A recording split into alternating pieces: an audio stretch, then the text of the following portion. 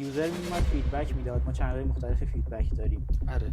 حالا نظراتی که توی مارکت پلیس ها میذارن خود اپ ثبت میکنن، یا مثلا کنده. اولی که داشتم کار میکردم INP بود رو 580 به یه جایی میرسید که دیگه نمیدونستم که الان مشکل چیه. مثلا ترسناکه برات، مثلا یه حالا یه چارت میاری که چیزی از کجا باید شروع کنی. آره بود میدادیم مثلا از 500 میلی ثانیه میوردیم رو 400 میلی ثانیه میوردیم رو 300 میلی ثانیه، ولی گوگل همچنان میگفتش که وضعیت شما خوب نیست. خیلی نکته جالبی که مثلا اگه تو IMP 1000 میلی ثانیه باشه و بخوای برسونیش مثلا به 300 خیلی کار آسان‌تریه از اینکه 300 بخوای برسونی مثلا به 250، چون یه جایی میرسه که واقعا بعضی چیزا اکسپریمنت کردنه. یعنی تحقیقی که مطمئن نیستی که واقعا شرایطو بهبود بده یا نه. INP اوورالمون بود حدوداً 580 میلی ثانیه، ولی الان INP اوورالمون توی وب حدوداً 150 میلی ثانیه است. سلام، خوبم، مرسی. منم درگیر دانشگاه و درس و کار و این چیز. بالاخره اومدیم. آره دیگه چی شد که اینجاییم؟ مثلا این پادکست رو چجوری اصلا دیگه به فکر دیدید که بتونیم شکلش بدیم؟ اینو چند وقت پیش بهت گفتم، درسته؟ یه هفته پیش پیشنهادش دادم، یکی دو هفته پیش. بعد هی میافتاد عقب و اینا، دیگه آخرش مریضم شدم ولی گفتم دیگه بریم بگیریم پادکست. اون کمالگرایی رو کنار گذاشتیم. آره گفتم دیگه وقتشه واقعا. حتی اسم و اینا خیلی مونده بودم توش و اینا، ولی دیگه گفتم تا دیشب راجع به اسم صحبت می‌کردیم. شروع کنیم دیگه، خودش کم کم جور میشه. والا حالا ماهیتش هم بخوام توضیح بدم، این ایده خیلی وقت بود تو ذهنم بود که یه جایی باشه که دیولپرها، سافر انجینیرها بیان در مورد تجربیات خودشون، در مورد چیزایی که خلق کردن، چیزایی که ساختن، بهبودایی که داشتن، کارهای کلا مفیدی که انجام دادن، میان صحبت بکنن، تجربهشون رو به اشتراک بذارن. این فضا خب خیلی برای خیلی‌های دیگه هست. پادکست‌های خیلی خوبی دیگه هستن که خودت هم میدونید دیگه. آره. ولی که اینجوری بخواد مثلا تجربه به اشتراک بذاره، یعنی یکم ادوانس‌تر بیاد اینو توضیح بده، حالا من زیاد ندیدم توی فضای خودمون. تو فضای خودمون نیست، ولی مثلا توی فضای پروداکت خیلی هستش دیده شده و خیلی هم چیز خوبیه، مردم استقبال میکنن و به نظرم راه خوبیه برای اشتراک داشت. چرا؟ چون مثلا من دیدم که خیلی از پروگرامرها، دیولپرها اینجوریان که آقا مثلا خیلی صحبت نمیکنن در مورد کارشون، یعنی یه کار خیلی ارزشمندی انجام میدن، آره، ولی پرزنت نمیشه، یعنی بقیه با خبر نمیشن، تجربهشون برای خودشون فهمن. مثلا یه راههای مختلفی داره دیگه، خودت میدونی، نوشتی مقاله بنویسیم، مثلا پابلش کنیم. دقیقاً مقاله نویسی هست، حالا پست‌های مختلف گذاشتن تو سوشال مدیا هست و اینا، ولی خب اونا خب همونجوری که میدونی قاعده اصول خودشو داره. آره یکم دشواره، یعنی بخوای مثلا مقاله بنویسی و به تایید برسه و حالا مثلا مقدمه، فهرست، فلان بیسار، یکم زمانگیره. یعنی خیلی مقاله حالا رسمی هم نباشه، خیلی حرفه‌ای نباشه، تو مدیوم هم مثلا شما بخوای مقالات بذاری، یه ساختاری باید بچینی، یه سری قاعده رو باید رعایت کنی که کار خیلی سخت، خیلی نمیرن سراغش. مثلا من خودم واقعا اونقدر با نوشتن رفیق نیستم که بنویسم خیلی اینا. بعد ویدیو دیدن هم راحت تر از اینه که حالا بخوای متن رو بخونی، داکیومنت بشینی بخونی. چون یکم متن خالصه، یکم خسته کننده تر، ولی این ویدیوه به نظرم میتونه بهتر نتیجه بده. دقیقاً. دیگه گفتم این فضا بهتره که ایجادش بکنیم. خیلی آدمای مختلفی هم میشناسم، یعنی تو میشناسی، هم میشناسم، خیلی هستن که کارهای مفیدی خیلی بزرگی انجام دادن و خیلی خوبه که بیان تجربیاتشون به اشتراک بذارن. برای خیلی هم احتمالاً جذاب خواهد. ولی خب همونجوری که با هم صحبت کردیم، فضای پادکست به صورت کانسپتیه دیگه، یعنی قرار نیست خیلی مثلا ما بیایم اینجا کد نشون بدیم، نمیدونم از مباحث خیلی ابتدایی بخوایم شروع کنیم، یا مثلا خیلی ابتدایی باشه یا خیلی کد نشون بدیم، بگیم مثلا فلان کدو بزن، من فلان کار بکن، یا خیلی چارت و اینا نشون بدیم. بیشتر در مورد این کانسپتی و محاوره‌ای و اینکه تجربیات به اشتراک بذاریم.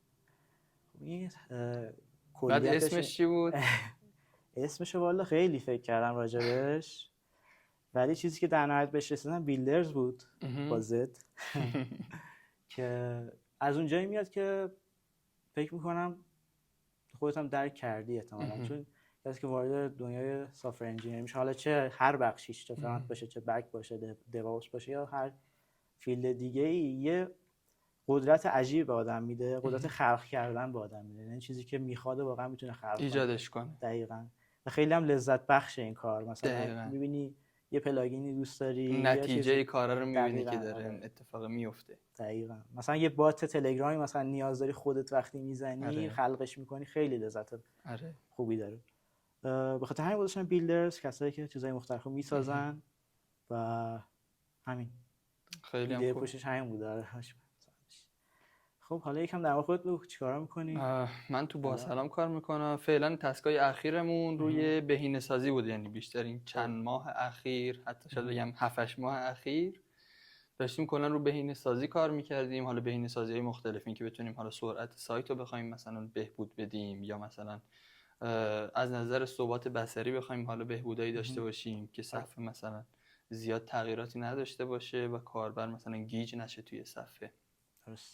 از این حیث رفتیم جلوتر. تسکمون بیشتر روی این موضوع بوده، تسکای من بیشتر روی این موضوع بوده و اصلا حالا بخوام بک بزنم که اصلا این داستان از کجا شروع شد. حالا موقعی که من اومدم تو باسلام، بعد از اینکه حالا وارد باسلام شدم، آره از خرداد 1403 میشه. درست.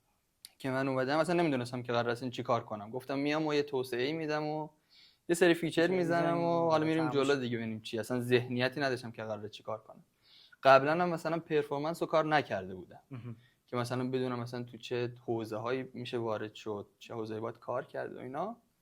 بعد که وارد شدم، حالا از طرف مدیرم اینجوری بود که آقا این تسک به شما محول شد، پرفورمنس، برو ببین اصلا داستانش چیه. حالا منی که اصلا نمیدونستم اصلا پرفورمنس چیه، اصلا باید از کجا شروع کرد. فقط یه اسم داشتم INP.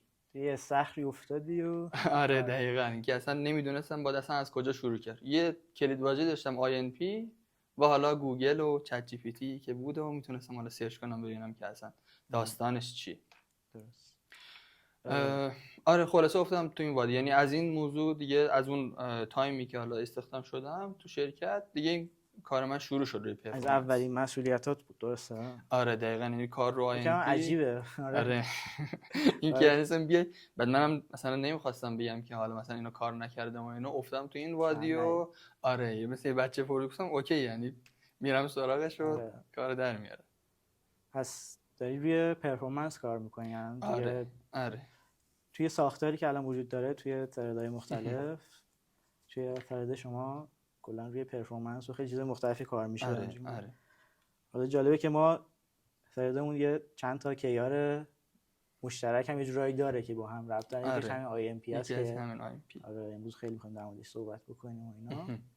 خب آره، خواستی روی پرفورمنس سایت کار کنی. یه عامیانه‌اش این میشد که آقا یوزر میومد فیدبک میداد. ما چنل‌های مختلف فیدبک داریم. آره. حالا نظراتی که توی مارکت پلیس ها میذارن یا نظراتی که خود داخل خود اپ ثبت میکنن، یا آقا مثلا کنده من میام توی سایت مثلا روی مثلا یه دکمه مثلا خرید کلیک میکنم، بعد 2 ثانیه صبر کنم آقا این پروسسش رو انجام بده تا یه چیزی اد تو کارت بشه مثلا. خیلی فیدبک اینجوری داریم. آره مثلا من میخوام اسکرول کنم آقا لگ داره، نمیدونم، یه فیدبک های خیلی اینجوری داشتیم که باعث شد بریم سراغش. و چیزی که پیدا کردیم هم همون متریکای خود گوگل بود دیگه. خود متریکای گوگل بود. آره یعنی حالا اون موقعی که من داشتم سرچ می‌کردم رفتم ببینم که اصلا متریک چیه. حالا میگی سایت پرفورمنسش خوب نیست، حالا این پرفورمنس یعنی چی اصلا؟ آره اصلا یعنی چی؟ مثلا کنده، نمیدونم خوب نمایش داده نمیشه، دیر لود میشه، نمیدونم تعاملاتش خوب نیست. باید ببینی که اصلا این داستانه چیه، یعنی از کجا میخواد شروع بشه، چی رو تو باید بسنجی، چی رو باید بهبود بدی. یعنی این سواله و جواب دادن به این سواله میشه اون مبحث اصلیه که تو باید همون اول بری سراغش. حالا وقتی من سرچ کردم دیدم که گوگل اصلا به این پرداخته بود که چجوری اصلا سایت ها رو بیاد علاوه پرفورمنسی اینا رو حالا نگاه کنه، ابزرو کنه، زیر نظر بگیره و چک کنه و حتی بهشون یه ریتی هم بده. یعنی تو رتبه بندی که خودش داره توی سرچ بیاد یه اولویتی هم بده به این پرفورمنسه، بگه آقا اگه اینا رو خوب بود، یعنی خوب مدیریت کرده بودی، تو رتبه بالاتری داری، تو می بالاتر. و حالا با سرچ و اینا متوجه شدم که یه کورو وایتالی داریم، یه سری متریکا هستن تحت عنوان کورو وایتال که حالا 3 تا متریکن و اونها سنجیده میشن توسط خود گوگل. حالا اینکه حالا تاریخچه‌اش چجوریه و اینا به این صورتی که 3 تا مرحله داره. یعنی یه سری متریکایی پیشنهاد میشه از طریق کامیونیتی خود برنامه‌نویسای فرانت بعد این میشه مرحله آزمایشی، مورد آزمایش قرار میگیره، خیلی میان روش کامنت میدن آقا این متریک خوبه، خوب نیست، فلانه بیساله. RFC تور میشه. آره RFC تور، یعنی میان ارائه میدن میگن آقا این متریک مثلا این چیو میسنجه، مثلا اینتراکشن تعامل میسنجه مثلا. بعد اینو که حالا دیولپرها روش تست رفتن و باگاشو در آوردن و تونستن به یه بلوغی برسوننش و دیدن که این خود داره خوب کار میکنه، وارد مرحله‌ای میشه که حالا مورد تست و آزمایش قرار میگیره. یعنی یه همون ارائه دادنشه، مثل پروپوزال داری میدی. بعد که وارد به بلوغی رسید میره وارد تست میشه که ببینن چقدر این خوبه، چقدر میتونه خوب اندازه گیری کنه اون پرفورمنس رو. حالا اگه خوب بود و اوکی بود میاد جزو متریک نهایی که بعد اضافه میشه به کورو وایتال که الان 3 تا متریک این فراینده رو طی کردن و حالا در ادامه میتونیم به 3 تا بپردازیم که البته تمرکزمون رو همون INP است. خیلی جالب بود که گفتی که چجوری این متریک ها اضافه میشن و در نظر گرفته میشن. خودم شخصا نمیدونستم، چیز جالبی بود. ولی خب چیزی که بود، ما قبل از که حالا از چند سال پیش شروع کرده بودیم کورو وایتال بهبود دادن، مخصوصا روی LCP خیلی کار میکردیم. خیلی هم بیشتر درخواستش از سمت SEO بود که آقا ما تو اینا بدیم، بیایم بهبودش بدیم، مثلا که وضعیت ایندکس شدنمون یکم بهتر بشه. حالا روی LCP و اینا کار کرده بودیم، LCP و CLS و FID اون زمان بود که از سال فکر کنم 2023 یا 2022 بود که بود که جایگزین شد. آره 2023 بود فکر کنم، 2023 2024 دقیق یادم نیست، ولی جایگزین شد با INP هم به نظر من خودم یکی از بهترین متریکاست برای واقعا سنجیدن رفتار کاربر، چون واقعا داره مثلا اگر بد باشه واقعا داره پین کاربر رو نشون میده که مثلا من خیلی دارم اینتراکت میکنم ولی اینتراکشن من مثلا دیر داره 2 ثانیه 3 ثانیه پروسسش طول میکشه. واقعا خیلی مهمه. حالا یکم میتونیم از لحاظ اهمیتش هم بگیم، مثلا بگیم که چقدر تاثیر داره حتی روی پروداکت. مثلا خیلی راحت میشه حدس زد اگه پروداکتی واقعا کند باشه، درست عمل نکنه توی جای مختلفش، سریع ریسپانس نده، خب به نظرم یوزرها چرن میشن، یوزرها یعنی ناراضی میشن از اون پروداکت، کمتر یوزر لویال توی پروداکت میمونه. آره. اون یوزر اکسپریانس رو داره تحت شعاع قرار میده دیگه، اون تجربه کاربری. یعنی کل این متریکا حالا به عمقش که نگاه میکنید دلیلش اینه که اون یوزر اکسپریانس، اون تجربه کاربری رو بتونه گوگل چیکار کنه؟ بهبود بده، یعنی بسنجه توی اون متریکاش که تو بهبودش بدی. کمکت کنه که تو بتونی بتونی بهبودش بدی و حالا اینا جزء متریکاش بیاره و مورد آزمایش قرار بده. چرا که مثلا حالا یه محتوایی تو سرچ میکنی 10 تا سایت اون محتوا رو دارن.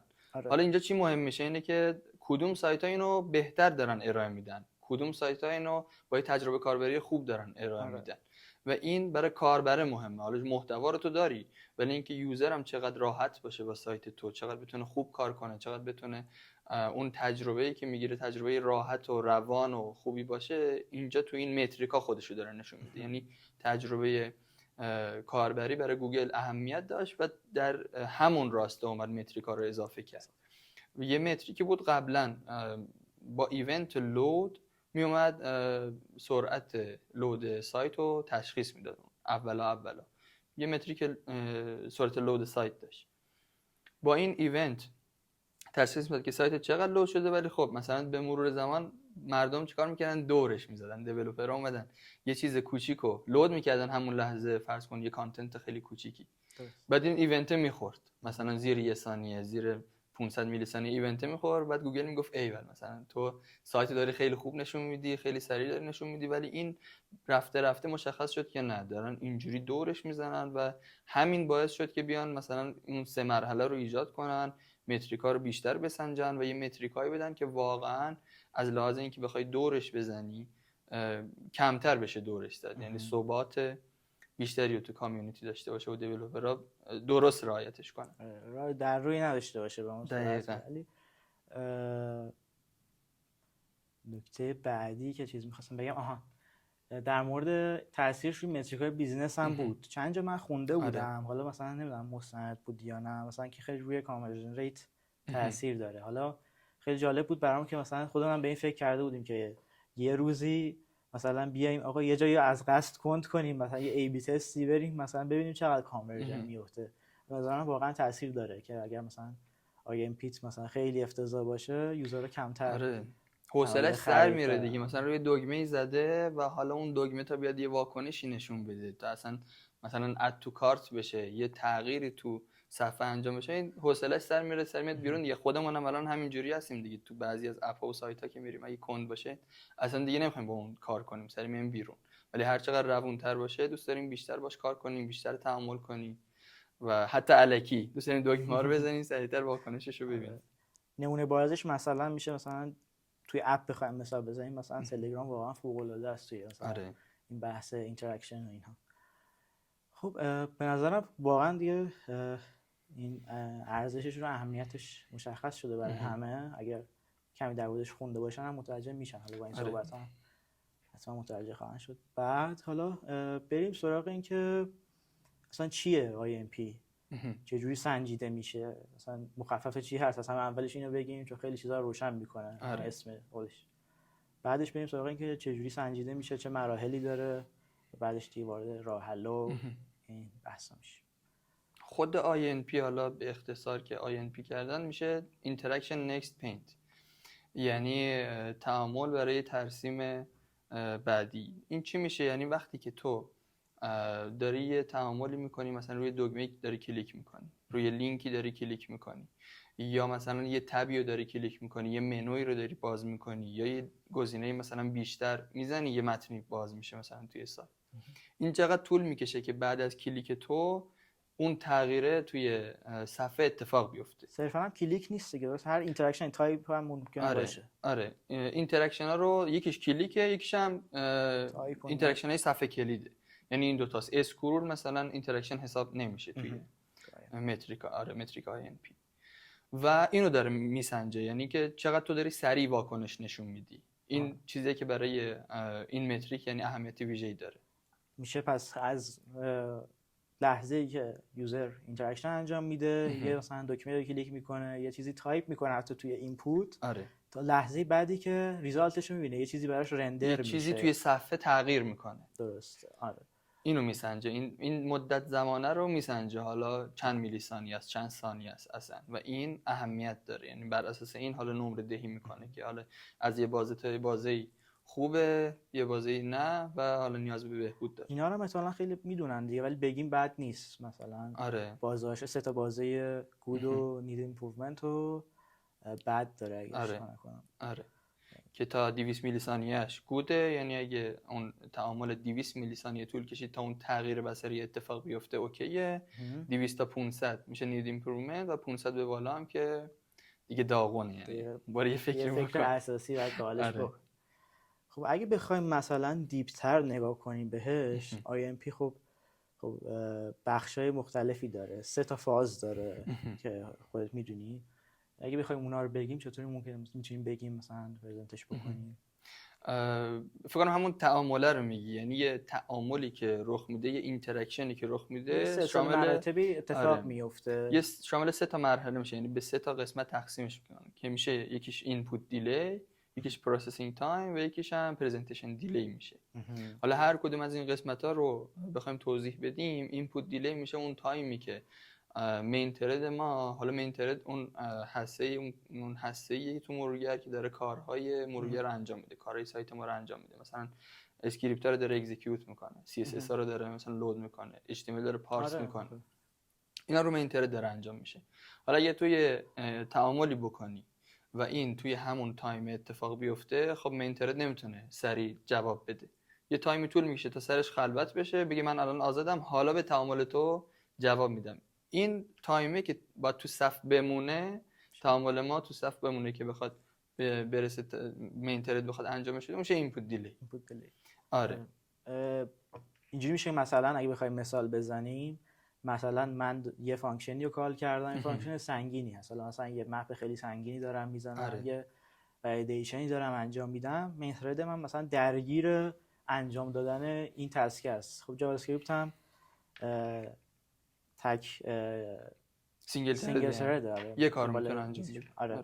خب نمیتونه چند تا کار رو همزمان تو بیا چند تا ثرد مختلف ایجاد کنی که بیاد کارات مختلف انجام بده متاسفانه. آره. و خب این داره این کار رو انجام میده، در همین حال مینوایل یوزر کلیک میکنه روی دکمه یا مثلا روی یه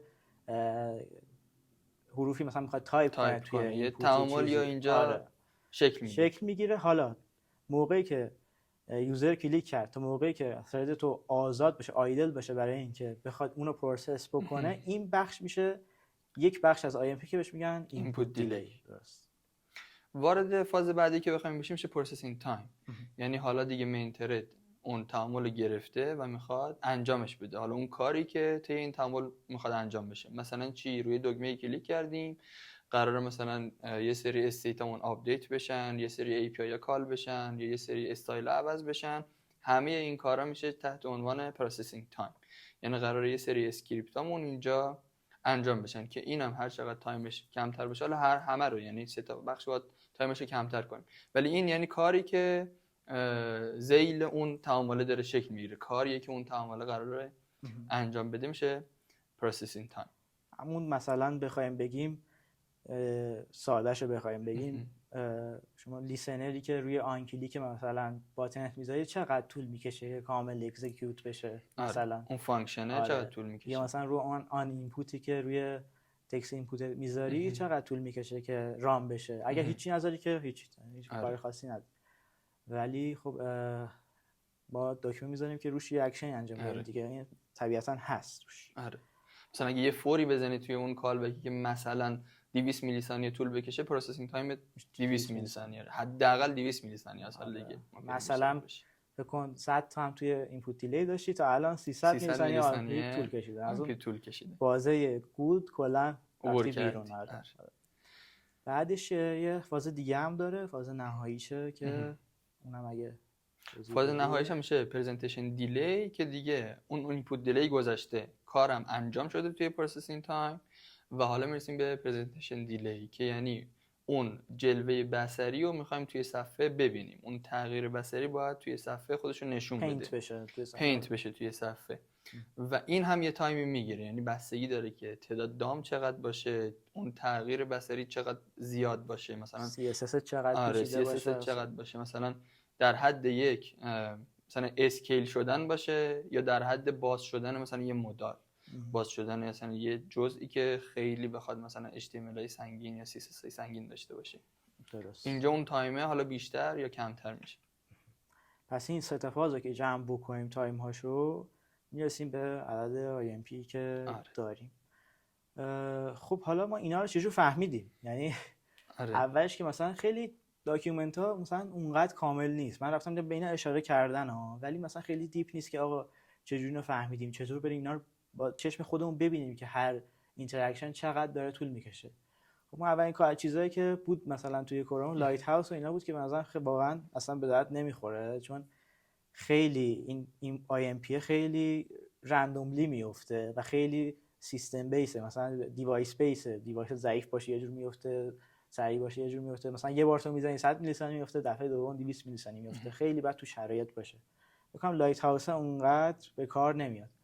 و چیزی که خیلی استفاده کردیم ازش همون پرفورمنس ریکوردی بود که توی کروم ما داریم. اگه بخوای اونم میتونی یه توضیح بدی راجبش؟ حالا وقتی این موضوع رو فهمیدیم که حالا اجزاش چیه و اینا، بالاخره قرار ما بسنجیم دیگه، یعنی بدونیم که این کدوم از این اینتراکشن های ما کدوم قسمتاش مشکل داره.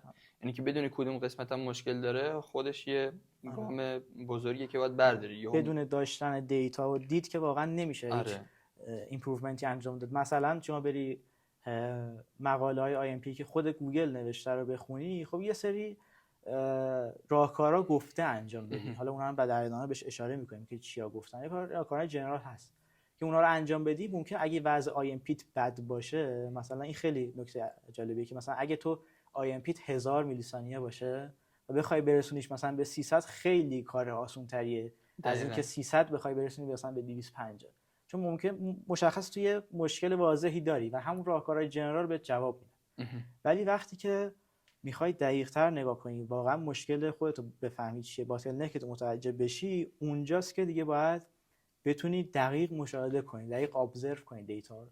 اینجاست که پرفورمنس ریکوردر به کار میاد و میتونی فازهای مختلف رو ببینیم و مشکلاتش رو بفهمیم. آره اون موقعی که مثلا INP سایتت خیلی بالاست، دقیقاً با یه تغییر کوچیک احتمالاً خیلی ریزش خوبی داری. ولی وقتی به اون دیگه، وقتی همه رو بهینه کردی، مثلا شده 300 میلی ثانیه و میخوای برسی به زیر 200، اونجا دیگه باید جز بری بررسی کنی. اینتراکشن پر اینتراکشن بری ببینی کدوم جزء اینتراکشن مثلا مشکل داره و بتونی اون موقع اینو بهینه‌اش کنی. حالا اون ذخیره دیتا و اینا که باید همون اول داشته باشی. آره در ادامه میگی. آره ولی خب اون اولی که اصلا بخوای وارد این حوزه بشی باید اصلا دیتا رو داشته باشی. حالا اونو در ادامه میگیم که بتونی اصلا ببینی که این متریک تو سایت چه نمره‌ای داره که اصلا بخوای بری بهبودش بدی. شاید خوب باشه شاید هم نه مثلا. اینا رو خب خود گوگل و اینا میگن، ولی خب ادامه‌اش که خودمون جمع کنیم و بعد پرفورمنس اشاره کنیم. حالا سر این بودیم که چجوری میتونیم اینتراکشن ها رو ببینیم که نمرهشون چجوریه و چجوری اینا رو بررسیشون کنیم. ببینید که ابزاری که گفتی لایت هست که اونو میریزین دور. بعد یه ابزار خوب دیگه که هست همون پرفورمنس تب خود دیو تولزی که توی حالا مرورگر کروم میتونیم داشته باشیم، توی فایرفاکس هم هست. تو مرورگر کروم حالا ما بیشتر کار میکنیم، اونجا وقتی یه ریکوردش یعنی فعال میکنه و یه اینتراکشنی رو برقرار میکنیم، وقتی که استوب میکنی اون تعامل تو میتونی اجزاشو ببینی. یعنی قشنگ با یه نموداری نشون میده که مثلا n ثانیه‌اش اینپوت دیلی، n ثانیه‌اش پروسسینگ تایم و n ثانیه‌اش مثلا پرزنتیشن دیلی و بهت هم مشخص میکنه که چرا مثلا اینپوت دیلی خورده، یعنی چه تسکی قبلش داشته اجرا میشده که توی اون تسک این تعامل رخ داده و اینجوری میتونی مثلا اون تسک قبلیه رو کمترش کنی. یا مثلا میتونی اگر ببینی پروسسینگ تایمت زیاده، بیای اون کاری که توی پروسسینگ تایم هست و بیای کمترش کنی، بهینه ترش کنی، بشکنیش که حالا در ادامه میگیم چجوری میشه این کار رو انجام داد. یا ببینی پرزنتیشن دیلیت مثلا زیاده، ببینی که چرا مثلا داره اینقدر تایم دیلی میخوره روی اینکه بخواد مثلا یه تغییر بصری رخ بده. ممکنه مثلا CSS سنگینی داری لود میکنی یا یه سری CSS های بیهوده داری لود میکنی یا مثلا سایز دام سنگینه. اینجوری میتونی پر اینتراکشن بری بررسیش کنی. حالا یعنی وقتی ریکورد رو فعال کردی باید خودت تعامل کنی، یعنی چیزی نیست که اتوماتیک این شکل بگیره. اجزای مختلف سایت دکمه‌ای هست، لینکی هست، نمیدونم شاید تبی باشه، عکسی بخوای باز کنی، مودالی بخوای باز کنی، اینا رو یکی یکی روش کلیک میکنی، یکی یکی باید خود بررسی کنی که ببینی کدوم جزءش داره این INP بالا رو میخوره. و اینکه حالا برای اینکه کارمون راحت تر بشه و دیتای یوزر هم داشته باشیم، میتونیم دیتای یوزر هم ذخیره کنیم. ببین دیتا یوزر رو میشه ذخیره کرد، ولی تو همین پرفورمنس فکر کنم مثلا نکات دیگه‌ای باشه. مثلا که تو وقتی اولین بار پرفورمنس ریکورد میگیری، خب خیلی گرفتن ولی شاید مثلا بعضیام نگرفته باشن، مثلا یه ذره ترسناکه برات. مثلا یه حالا یه چارتی میاری که اصلا نمیدونی از کجا باید شروع کنی. مثلا چند تا بلاک‌های مختلف هست، مین ترید هست، همه چی، ولی خب خیلی دیتای خوبی میده. یعنی همه چی توش واضحه. تو مثلا میری میبینی که حالا روی INP به این صورته که آقا ما پرفورمنس ریکورد رو میزنیم، یه چیزی ریکورد میشه، بعد در همون لحظه که داره ریکورد میشه اون مثلا المنتی که بهش مشکوکیم که INP بالایی داره روش کلیک میکنیم که ببینیم توی این اینتراکشن چه اتفاقی میفته. همونجا هم استاپ میکنیم و یه چارتی به ما میده. درسته؟ بعد حالا توی اون بخش اینتراکشن ها که ببینی قشنگ اونجا فکر کنم مرورگر کرومای جدید خودشون نشون میدن، دسته‌بندی کردن اون پروسسینگ تایم و اینتراکشن دیلی دقیقاً مشخص کردن. اونجا قشنگ میتونی متوجه بشی.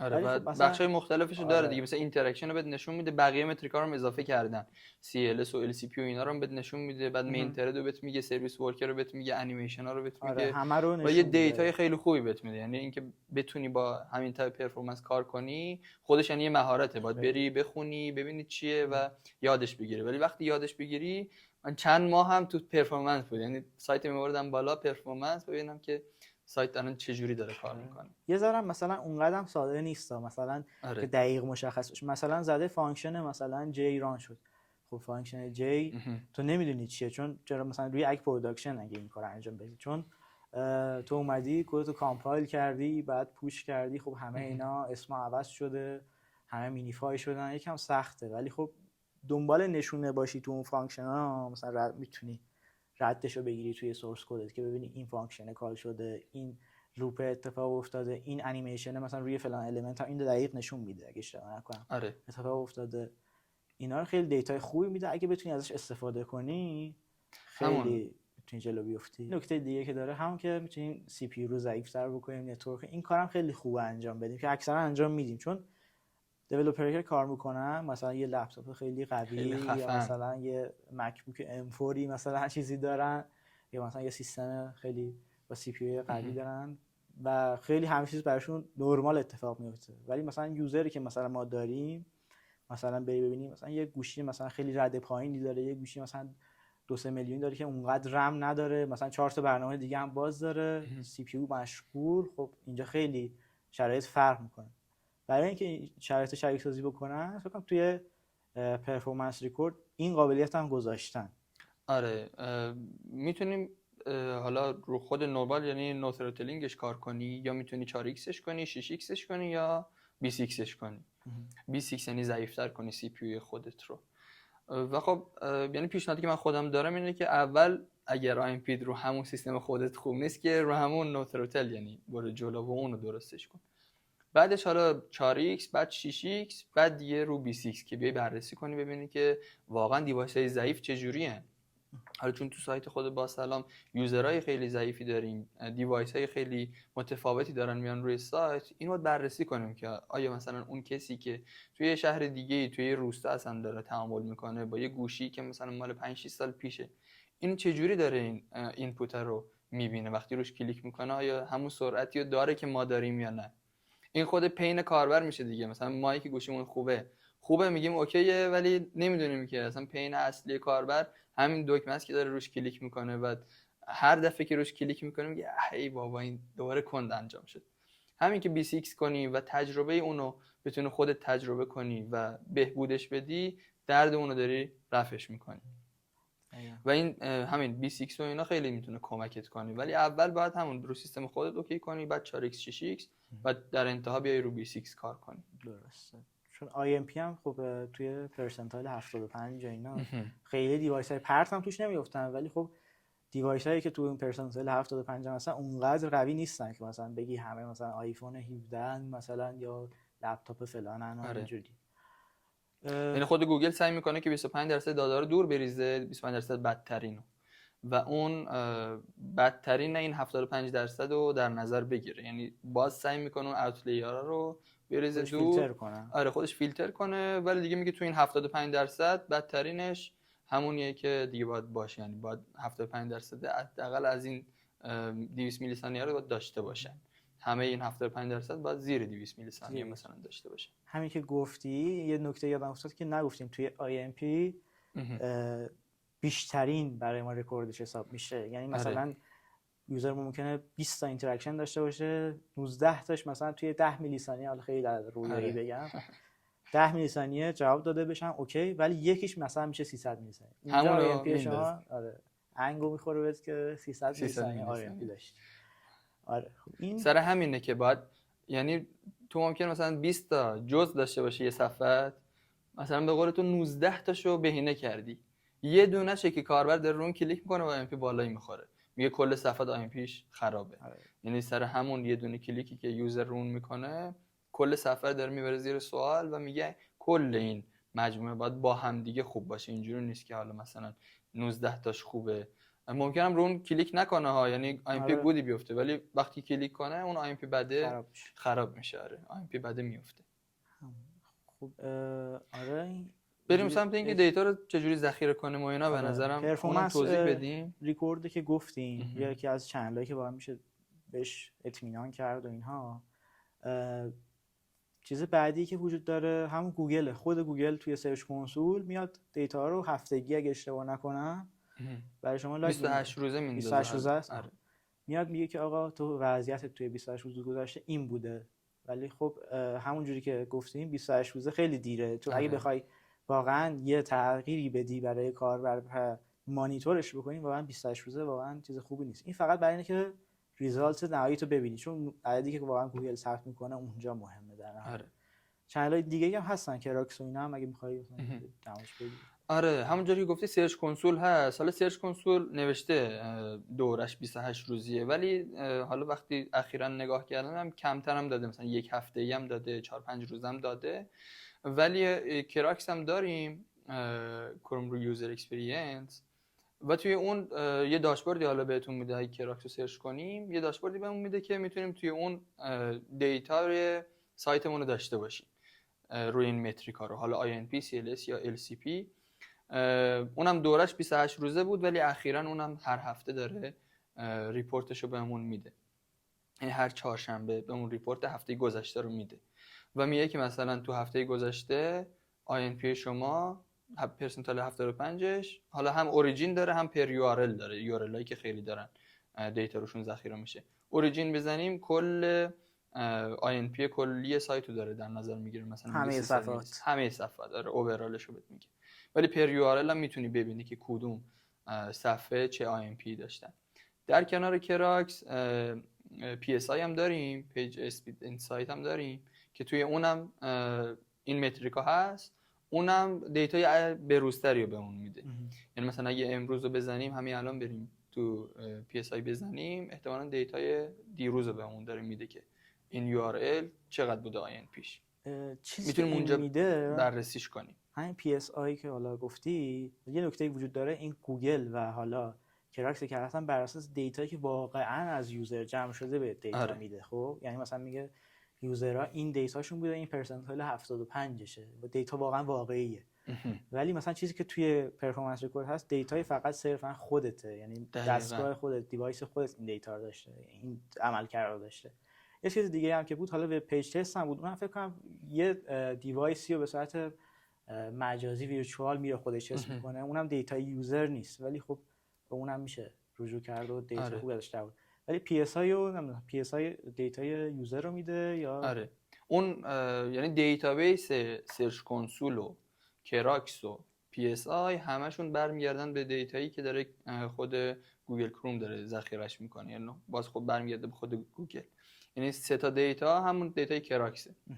ولی خب میگم کراکس هفتگی میده، PSI مثلا زودتر میده، سرچ کنسول مثلا چند روز یه بار میده و اینا با هم فرق میکنن. مثلا سرچ کنسول هیچ وقت نمیاد بگه که فلان URLت مثلا اینقدر شده، INPش انقدر شده، بیشتر اوورال داره بهت میگه. مثلا میگه که مثلا 28 اکتبر انقدر بوده INP. البته INP هم نمیگه، حتی میگه که مثلا 28 اکتبر آیا متریک سایتت گود بوده یا نید ایمپروومنت بوده یا بد بوده. یعنی تو این سه تا بازه تقسیمش میکنه. مثلا ما که داشتیم بهینه میکردیم، حالا دیتا رو خودمون نگه می‌داشتیم که اونم میگم چطوری. دیتا رو که نگه می‌داشتیم ما بهبود میدادیم، مثلا از 500 میلی ثانیه میوردیم رو 400 میلی ثانیه، میوردیم رو 300 میلی ثانیه، ولی گوگل همچنان میگفتش که وضعیت شما خوب نیست، شما تو ناحیه زرد رنگ قرار دارید. چرا که اون داره ناحیه رو میبینه. وقتی که میای زیر 200 میلی ثانیه و گود میشه، حالا میگه که سایت شما مثلا تو روز فلان الان متریکش گود بوده، یعنی عدد خوب نمیده بوده. یعنی عدد نمیده، فقط ناحیه بندی میکنه. پر یو آر ال هم نیست. فقط یه خوبی که داره کاتگورایز میکنه، مثلا میگه صفحاتی که با این فرم هستن INP شون خوب نیست، با این پترن دارن، با این پترن. آره صفحاتی که این پترن رو دارن INP شون مثلا نید ایمپروومنت، نم CLS شون فلانه. یعنی هم دیتا رو داره کاتگورایز میده، میگه که این نوع صفحه ها، این مدل صفحه ها اینن، و اینکه اوورال هم تو همون سه تا بازه تقسیم میکنن، یعنی مقداری باز بهت نمیده. سرچ کنسول اینجوریه. ولی کراکس و PSI پر یو آر ال مقدار بهت میدن، میگن مثلا 200 میلی ثانیه، 300 میلی ثانیه، و اونا مثلا اینجوری دقیق تر میتونی بررسی کنی که کدوم صفحه، کدوم اوریجین مثلا چه مشکلی داشته، کدوم متریک، و اونا رو بررسی کنی. ولی حالا مشکل چیه؟ مشکل اینه که تو یه تغییری الان میدی و میخوای ریزالتشو الان ببینی که آیا این تغییره تاثیر مثبتی داشت یا نه، که اونو باید حالا خودمون دیتا رو ذخیره کنیم. همین دیگه. یعنی اینا خیلی روش‌های بهتری هم برای کسب اطلاعات در مورد وضعیت INP، چون واقعا دیتای یوزر رو دارن میدن.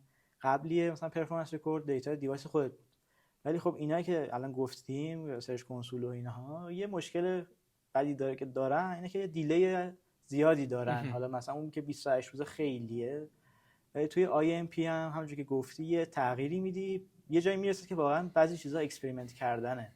یعنی یه تغییری میدی تو مطمئن نیستی که واقعا این شرایطو بهبود بده یا نه، و دوست بعد اینو مانیتور کنی که آقا ببینی وضعیت بهتر شد یا شاید حتی بدتر شد. نمیتونی روی مثلا سرچ کنسول و حالا کراکس و اینا بیای این کارو انجام بدی.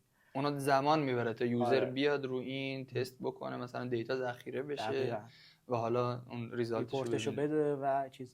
مثلا الان ولی پرفورمنس ریکورد در آن بهت نتیجه رو میگه، ولی خب زیاد ریلایبل نیستش چون دیتا یوزر نیست. و یه کار دیگه انجام دادیم ما برای اینکه هم دیتا یوزر رو داشته باشیم، همین که هر موقع خواستیم ریل تایم بتونیم وضعیت رو ببینیم، نمودار روش بکشیم و قشنگ بتونیم مانیتورش بکنیم. اونم اگه توضیح بدی. آره، بعد به این رسیدیم که باید دیتا رو خودمون نگه داریم، یعنی یه جایی داشته باشیم اگر یه تغییری دادیم بتونیم دیتای کاربر رو بتونیم نگه داریم، ریل تایم بتونیم ابزروش کنیم، بررسیش کنیم آیا این تغییری که دادیم حالا خوبه خوب نیست و سریع بتونیم اگر یه حالا نه اینکه مثلا من صرفا دارم روی این قسمت کار میکنم تغییر من باعث شده باشه تغییر بقیه، مثلا یه نفر یه فیچری زده و رو سایت داره میره بالا، یا مثلا قسمت‌های مختلفی که داره حالا تیم‌های مختلف رو سایت کار میکنن، بالاخره باید یه داشبوردی داشته باشی که ببینی الان این تغییراتی که داره روزانه انجام میشه روی سایت، دیپلویی که داره روزانه انجام میشه، متریکا رو داره تکون میده یا نه. نیاز نباشه که تو مثلا 8 روز 7 روز صبر کنی تا مثلا کراکس به دیتا بده، یا مثلا هر دفعه بری تو پی اس آی که آیا ببینین تغییر کردی یا نه. مثلا گومی دیگه، مثلا توی 28 روز حالا توی پروداکتی مثلا با سلام خیلی سرعت توسعه خیلی بالاست، مثلا فیچرها خیلی سریع دیپلوی میشن، ریلیز میشن. تو مثلا میخوای بری تو 28 روز گذشته ببینی دیف بگیری، ببینی مثلا چه تغییری رو کد داشتیم، ممکن مثلا 100 تا 200 تا کامیت باشه. و همه رو نمیتونی مثلا از حدس بزنی که از این بوده از اون بوده. چون بعضی وقتا هم خیلی آنپردیکتبله، یعنی مثلا یه جایی تغییر میدی فکر کنی اصلا تاثیر نداره ولی میبینی نه باعث شده یه متریکی بیفته که و نمیتونی اینو مثلا بررسی کنی دقیقاً و میس میشه، یعنی اون حالا یا بهبوده یا اون چیزی که متریک رو بدتر کرده از دستش میدی، واقعا قابل بررسی نیست. حتی تو یک هفته هم کار سختیه که بخوای مثلا بررسی کنی. ممکنه یه کاری باشه که اصلا ربطی نداشته باشه با INP و دقیقاً همون تاثیر بذاره روی این که حالا بهینه شده یا بدتر شده، که این نمونهشو خیلی هم تو تجربه کردی هم من تو این مسیر تجربه کردم. پس این باید ما بهتر بود که این کار رو انجام بدیم، یعنی باید دیتا رو خودمون ذخیره کنیم، دیتای کاربر رو، و خودمون داشته باشیمش. حالا توی داکیومنتی که خود گوگل ارائه داده تو web.dev با پکیج خود وب وایتالزی که حالا ارائه میده میتونیم دیتای کاربر رو بگیریم، هم به وسیله همون پکیج وب وایتالش، هم حالا به وسیله خود API که خود جاوا اسکریپت داره در اختیارمون میذاره. میتونیم دیتای کاربر رو بگیریم توی این متریکا INP و CLS و LCP، حالا INP داریم صحبت میکنیم، و اونا رو توی یک حالا داشبوردی دیتابیسی جایی ذخیره کنیم و بعد نمایشش بدیم، که حالا ما از الاستیک و که داشبورد کیوانا داریم استفاده میکنیم که بتونیم دیتا رو نمایش بدیم و حتی ثانیه‌ای دقیقه‌ای داشته باشیم که این تغییری که دادیم چه تأثیری گذاشته روی سایتمون. داشبوردهای مانیتوری که تو هم با توی کیوانا اینا زدیم فکر کنم 15 دقیقه‌ایه دیگه، مثلا هر 15 دقیقه نشون میده که چه اتفاقی افتاده، خیلی دیتای واضحی میده، نمودارهای واقعا کاملی داره، پرسنتایل‌های مختلف، و واقعا این نیازه رو برطرف کرد. دیگه ما میتونیم الان دقیقاً کارهای خودمون رو مانیتور بکنیم، دیتای کافی داریم که مثلا بتونیم قدم بعدی رو بزنیم چیکار باید بکنیم، یعنی تصمیم بعدی رو بگیریم. حالا این لایبرری‌ها که اشاره کردی خب میان اینا اندازه میگیرن و شما میتونید اونا یه جایی توی رکوردی ذخیره کنی، بر خودت ویژوالایز کنی و گراف بزنی، نمودار بزنی که قشنگ متوجه بشی. ولی یه چند تا نکته دیگه ما خودمون بهش اضافه کردیم که این دیتا خیلی کاملتر بشه، خیلی آدرس بهتری بده که بدونیم الان مشکل از کجاست، چی رو باید بهبود بدیم. که اونم اون چالشه چی بود؟ مثلا من حالا اون اولی که داشتم کار میکردم INP بود رو 580 رو خود اوورال سایت. تو بد بودیم دیگه. آره بالای 500 بود و رو 580 بود و من شروع کردم به بهینه کردن. بخش مختلفی شروع کردم به بهینه کردن که حالا روشش رو در ادامه با هم دیگه مرور میکنیم. رفتم جلوتر بعد به یه جایی میرسید که دیگه نمیدونستم که الان مشکل چیه. یعنی یه صفحه پروداکتی داشتیم، اون صفحه اجزای مختلفش رو من پرفورمنس میگرفتم، تست میکردم و میدیدم که دیگه این چیزی نداره که بخواد INP بخوره و نمیدونستم که باید چی کار کنم.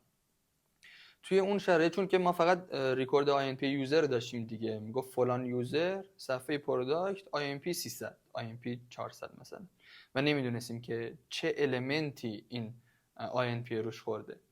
تصمیم گرفتیم چیکار کنیم؟ تصمیم گرفتیم که بیایم اون INP پر المنت رو ذخیره کنیم. یعنی چی؟ یعنی بگیم که این INP که داره یوزر الان ریپورت میکنه روی کدوم المنت بوده، روی کدوم عنصر بوده، روی کدوم دگمه بوده، روی چی کلیک کرده که این INP خورده. و اینجوری خیلی تونست به ما کمک کنه که بفهمیم کدوم اجزای صفحه دارن INP بالایی میخورن. حالا این کار رو با ذخیره کردن کلاس نیمای همون المنت ها انجام دادیم. یعنی اومدیم اون کلاس نیمی که داره اینتراکشن روش میخوره رو ذخیره کردیم همراه با INP و بعد توی داشبورد دیگه اومدیم مانیتور کردیم که کدوم المنت هامون دارن INP بالا میخورن و رفتیم سراغ اونا و اونا رو بهینه کردیم و کلی نتیجه مثبت گرفتیم.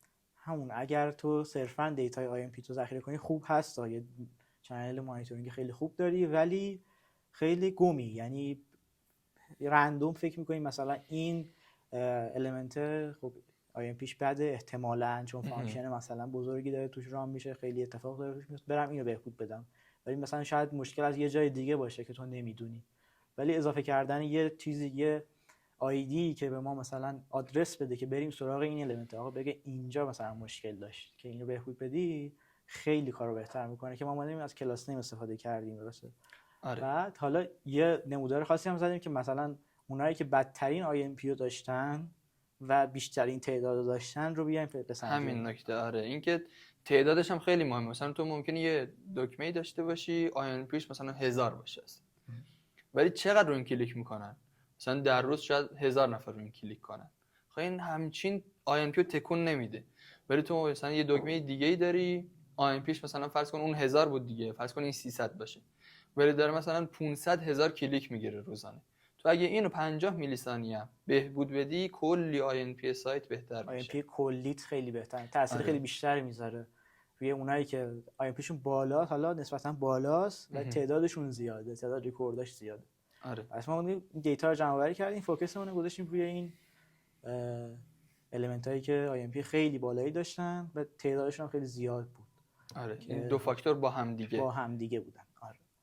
حالا خب این از جمع‌آوری دیتا که اینجوری تونستیم خیلی دید خوبی به دست بیاریم و تصمیم‌های بعدی رو بگیریم. بعد اینکه دیتا رو جمع‌آوری کردیم چیا دیدیم توش؟ یعنی مثلا دیدیم که اونایی که المنتایی که تو هوم پیج هستن خیلی INP بالایی میندازن، چرا این اتفاق میفته و بیشتر چه المنتایی مستحق اینن که INPشون بالا باشه ویژوال. ببین المنت ها مثلا حالا بیشترین INP که رو المنت ها داشت میخورد حالا به دلایل مختلفی ها، مثلا یکیش اینپوت هست. اینپوت هایی که دارن یه کار بزرگی به ازای تایپ کردن هر کاراکتری انجام میدن. مثلا تو یه کاراکتری تایپ میکنی و سری میره API شو کال میکنه، سرچ میکنه، ریزالت میخواد نشون بده. یعنی سرچ رو داریم، API داریم کال میکنیم، ذخیره دیتا رو داریم و نمایش 4 تا کار داره همزمان انجام میده به ازای هر کاراکتری که داریم ما مینویسیم. و این خب INP خیلی زیاد میکنه. یعنی اگر یکم کاربر دستش تند باشه، تندتر بخواد تایپ کنه، این 4 تا کار هی باید انجام بشه و اون اینپوت دیلی داره میره بالا. تو یه تعاملی کردی، یه سری سلسله کار باید انجام بشه، یهو کاراکتر بعدی میاد و مینترت نمیتونه الان کاری انجام بده، نمیتونه تعامل تو رو بررسی کنه و اینجوری میشه که حالا شاید تجربهش داشته باشی، تون تایپ میکنی، بعد میبینی که کاراکتری که تو رو صفحه کلید زدی بعد چند ثانیه داره تو اینپوت، آره، یا با هم میاد، آره، بعد چند ثانیه توی اینپوت خودشو نشون میده. این مثلا یکی از دلایلی یکیش این بود. آره، یکیش هم که خیلی دیدیم اون المنتایی بودن که وقتی یوزر سایت رو لود میکرد همون اول در دسترسش بودن. یعنی وقتی که صفحه اول ما لود میشد، رندر میشد، حالا ما از Next.js استفاده میکنیم دیگه، فرآیند هایدریشن و اینا داریم، حالا اون به کنار، یه سرچ باری اون بالا بود و یوزر که مثلا متوجه نیست که حالا مثلا رندر شده ولی مثلا این صفحه هایدریت نشده هنوز، لیسنراش اتچ نشدن، سری کلیک میکرد رو. خب اینجا یه IMP خیلی افتضاحی میفته. یه مثلا یه باتن باری داشتیم رو اون کلیک میکردن یا مثلا روی اسلایدر. اینا خیلی مستعد این بودن که IMP زیادی داشته باشن. خیلی هم روی اینا وقت گذاشتیم چون IMP شون خیلی بالا بود و کانتشون هم زیاد. چیزی که حالا گفتی تو همین اینپوت سرچ، این اومدی گفتی اینپوت دیلی خیلی زیاد میشه. خب میخوای بریم سراغ این که اول چطور میتونیم این اینپوت دیلی رو بهینه‌اش کنیم و کمتر بشه زمانش. میخوای از راه حل‌های جنرالی که مثلا خود گوگل و اینا گفتن شروع کنیم. آره. گفتن چیکار بکنیم به طور کلی. حالا فازا رو بزنیم که حالا یه سری راهکار دادن که اونا رو با هم مرور بکنیم. ببین برای خود اینپوت دیلی وقتی منطقی هم بخوایم خودمون بهش نگاه کنیم، داریم میگیم چی؟ داریم میگیم یه کاری و سی پی یو یا همون مین ترید داره انجام میده و در حین اینکه داره اون کار انجام میده یه اینتراکشن میاد.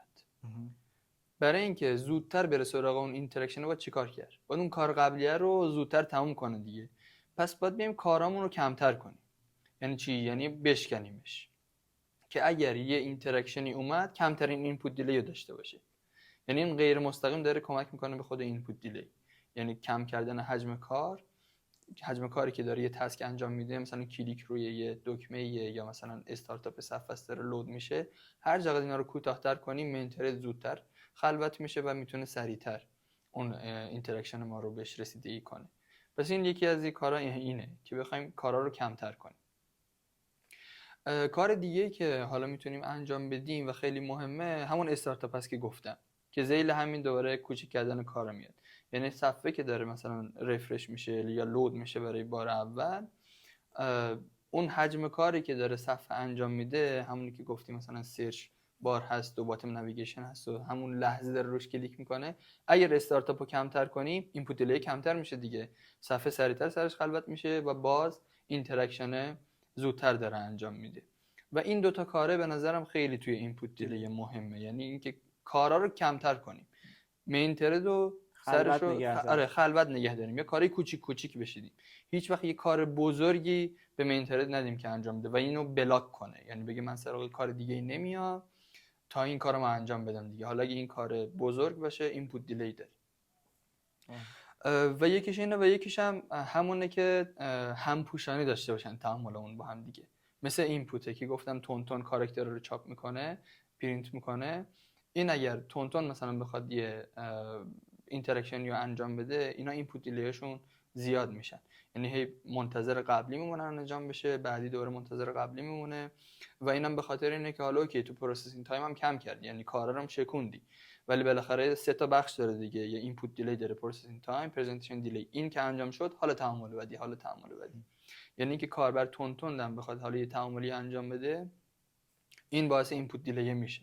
یه سریاشو میشه جلوشو گرفت، یه سریاشو نه. اینکه کاربر تون کلیک کنه روی دکمه رو دیگه نمیشه کارش کرد، یعنی رفتار مریضگونه شاید بشه. مریضگونه خود کاربر. آره نمیشه کارش کرد. ولی مثلا یه سریاشو میشه. اینکه مثلا تون تایپ کنه توی اینپوت رو میتونیم دیباونس روش بذاریم که بعد از اینکه کاربر تایپش رو متوقف کرد حالا یه کاری انجام بدیم، حالا مثلا اون کار API و ذخیره دیتا و سرچ و اینا رو انجام بدیم. این کار رو میشه کرد. آره دقیقاً برای اینپوت دیلی این 3 تا بخشی که گفتی خیلی کامل بود، ولی خب مثلا یه سری نکات فنی هم داره. مثلا کارهایی که میشه روش انجام داد اینه، مثلا اولین چیزی که گفتی این بود که بیایم کارا رو کوچیک کنیم. خب بعضی وقتا مثلا نمیشه کارا رو کوچیک کرد، یعنی مثلا نمیشه مثلا فانکشن مثلا یه کاری رو من باید انجام بدم، نمیتونم مثلا حذفش بکنم. میایم چیکار میکنیم اونجا؟ طبق چیزی که گوگل گفته میایم مثلا کارا رو میشکنیم. یعنی چی؟ مثلا میگه کاری که واقعا حیاتی انجام بشه همون اول انجام میدی، کار بعدی آقا مثلا میگه آقا برو وقتی که ساعت خلوت شد مثلا چجوری انجام میدی، چند تا API برای این کار هست. یکی ست تایم بود ساده است که میذاریم و اینا. چیز جدیدی که معرفی کرده بود اسکیجول هیرد بود که اون حالا ساپورت خوبی نداره به اون صورت. ریکوست آیدل کال بک هم بود که اینا رو مثلا میتونی با مثال بگی که چطور اتفاق میفته. این جزء اولین کارهایی بود که یعنی برای INP انجام دادیم. من همون ماهای اولی که وارد INP شده بودم، یعنی ساده ترین کار این بود که تسکا رو بشکنم، برم ببینم کدوم فانکشن داره کار زیادی انجام میده، یه ست تایم اوت بذارم روش. حالا چرا؟ چون ماهیت ست تایم اوت یه جوریه که اون کار رو میشکنه به کارهای، حالا مثلا 3 تا ست تایمات بذاری میشکنه به 3 تا کار و اونا رو تیکه تیکه میده به مین ترد. حالا چیزی که توی IMP اهمیت داره اینه که ما اون تغییر بصریه رو سریع ببینیم. حالا اگه یه کار سنگینی هست بعداً انجام میدیم، اون تغییر بصری که شکل میگیره INP سریع میفته رکوردش و حالا بعدش اون کارا رو میتونیم انجام بدیم. مثلا اگه روی دکمه‌ای داریم کلیک میکنیم، یه دیتایی داره ذخیره میشه، یه دیتایی داره میفرستیم یه جای دیگه، API داریم صدا میزنیم و خود باتن هم یه اکشنی داره، مثلا اسکیلش کوچیک و بزرگ میشه یا یه انیمیشنی داره، بیایم یه ست تایم اوت بذاریم روی اون کار بزرگی که میخوایم انجام بدیم، اینو بکنیم یه تسک جداش کنیم که اون اکشن باتن سریع اتفاق بیفته، یعنی یوزر بفهمه که سریع روی این دکمه کلیک شد. بعضی سایت ها هست میری داخلش روی دکمه کلیک میکنی هیچ واکنشی نداره، اصلا نمیدونی که روش کلیک شده یا نه، ممکنه 7-8 بار روش کلیک کنی تا حالا یه کاری انجام بده. اینجا وقتی روی دکمه کلیک کردی، حالا ممکنه بخوای دکمه رو دیزیبل کنی تا اون کار انجام بشه، ممکنه یه اکشنی داشته باشی، یه انیمیشنی داشته باشی، اون انیمیشن رو سریع انجام بده و بعد حالا اون کارهای بقیه‌شو برو بهش رسیدگی کن، دیتا رو ذخیره کن یا هر کاری که دیگه داری. این با ست تایم اوت شدنیه، یعنی ست تایم اوت رو میندازی دور اون کار بزرگه و اینجوری انیمیشن و اکشن همون لحظه اتفاق میفته و سپس تو تسک بعدی اون کارهای سنگین انجام میشه. تیری که این ست تایم اوت اینه که انیمیشن داشته باشه دیگه، اشاره کردی. مثلا یه باتنی داری یه انیمیشن روی اکتیوش داشته باشه، مثلا استایل اکتیوش، سودو اکتیوش یه اتفاقی بیفته. و حالا یه چیز خیلی دیپی بود که ما رفتیم در آوردیم، این که انیمیشن هایی که حالا با جی پی یو رام میشن خیلی سریع‌تر و برای این موقعیت خیلی بهتر، مثلا از ترانسفورم استفاده می‌کنیم. آره. نه اسکیلش یکم کم زیاد می‌کردیم. بعد حالا آره ست تایم اوت هم اینجوری که گفتی کارا رو بشکنه بندازه عقب‌تر اجرا کنه، ولی یه چیز خیلی خوبی که میده، اجازه میده آقا این مین ترد نفس بکشه. یعنی مثلا تو یه کار مثلا 900 میلی ثانیه‌ای داشته باشی، خیلی بدتر از اینه که یه 3 تا کار 300 میلی ثانیه‌ای داشته باشی. یعنی وسطه که 300 میلی ثانیه اولیه تمام میشه، آقا میتونه بینه یه کار دیگه انجام بده. ولی وقتی کار یک چیز واحدی باشه خیلی بیشتر طول میکشه و 900 میلی ثانیه اون یوزر برات صبر کنه که با این ست تایم اوتو انیمیشن و اینا اومدیم اینو بهترش کردیم. نکته بعدیش این ریکوست آیدل کال بک بود که اون هم یه توضیح بدید. ریکوست آیدل اینطوریه که میگه هر وقت مین تردمون سرش خلوت شد، کار دیگه نداشت که انجام بده، کاملا خالی بود، حالا اون کاری که تو به من گفتی من انجام میدم. با این از این طریق میتونیم مطمئن شیم که دیگه سی پی یو همون مین ترد دیگه کار نداره انجام بده و ریکوست آیدل داره اون کاری که بهش سپردیم و میده به مین ترد که اون انجام بده. این مالی کی خوبه مثلا برای وقتی که بخوایم مثلا یه کاریو تو بک‌گراند یه جای دیگه انجام بدیم ولی نمیخوایم مین ترد رو اشغال کنه، بخوایم وقتی که دیگه کار نداشت انجام بده اون کار رو انجام بده. با ریکوست آیدل میتونیم این کار رو انجام بدیم. مثال خوبش هم فکر کنم میشه مثلا برای ایونت زدن که ما خیلی ازش استفاده کردیم. مثلا من باتنم کلیک شد و اون پرامپت اد تو کارت بهش نشون بده، ولی مثلا هر موقع ساعتی خلوت بود اوکی بودی بی زحمت بیا ایونت هم مثلا بزن. توی ست تایم اوت هم مثلا مثالش اینجوری میشه که اگه بخوایم مثال بزنیم، روی مثلا یه استیتی رو میخوای حتما تغییر بدی، روی همون اینپوت بیایم بگیم مثلا می‌خوایم ولیو این اینپوت رو آپدیت کنیم، اون همون اول انجام میدیم، ولی مثلا یه اتفاق دیگه، یه والیدیشنی مثلا می‌خوایم روی ولیوش انجام بدیم، اون یه ست تایم اوت می‌ذاریم، میگیم آقا بعد اینکه این ولیو رو اومدی به کاربر رندر کردی بیا حالا اینو والیدیت کن، اگه مثلا مشکلی خطایی چیزی داره بهش نشون بده، که این کارا رو شکستیم و اجازه دادیم که این رندر خیلی زودتر اتفاق بیفته. و خب توی این اینپوت دیلی خیلی چیزای دیگه هم تاثیر، همین که IMP چیزای دیگر رو کم کنی اینپوت دیلی بقیه المنت هم کمتر میشه دیگه. یعنی مثلا این کار کمتر میشه، اون اینپوت دیلی هم خیلی سریعتر اتفاق میفته. یه نکته دیگه یه نکته دیگه که خیلی تجربه کردیم و خیلی روش تاثیر داشت این سرعت رندر شدن و هایدریت شدن صفحه است که این الان می‌خوایم بریم سراغش. مثلا بیایم راجع به این صحبت کنیم که طبق تجربه که داشتیم، مثلا یه سرچی داشتیم که خیلی پروداکت کارت رندر می‌کرد، ویرچوال نبود، ویرچوال اسکرول نبود. مثلا فکر کن شما 100 تا 200 تا پروداکت کارت داری، یه عالمه مثلا کامپوننت توش. و یوزر میومد اون صفحه رندر کنه، همون لحظه هایدریت کنه، همون لحظه روی چیزی هم کلیک می‌کرد. و AMP خیلی زیاده. ولی وقتی که اومدیم ما اینو ویرچوال کردیم، سرعت رندر رو بردیم بالا، سرعت هایدریشن رو بردیم بالا، این خیلی بهبود پیدا کرد. خیلی با هم وابستن. آره مثلا توی همین استارتاپ اولیه صفحه دیگه فرض کنیم که مثلا ما 30 تا سکشن داشته باشیم، 20 تا سکشن داشته باشیم مثلا توی هوم پیج. اگر بخوایم همون اول به این 20 تا سکشن رو لود کنیم که خب حالا یوزر که نمیدونه که باید صبر کنه 20 تا سکشن لود شه بعد حالا تعامل کنه با مثلا سرچ بارمون یا باتم نویگیشن. یوزر همون لحظه که میاد تو سایت میخواد یه اینتراکشنی داشته باشه، اون بهش مهم نیست. کلیک میکنه دیگه. دقیقاً.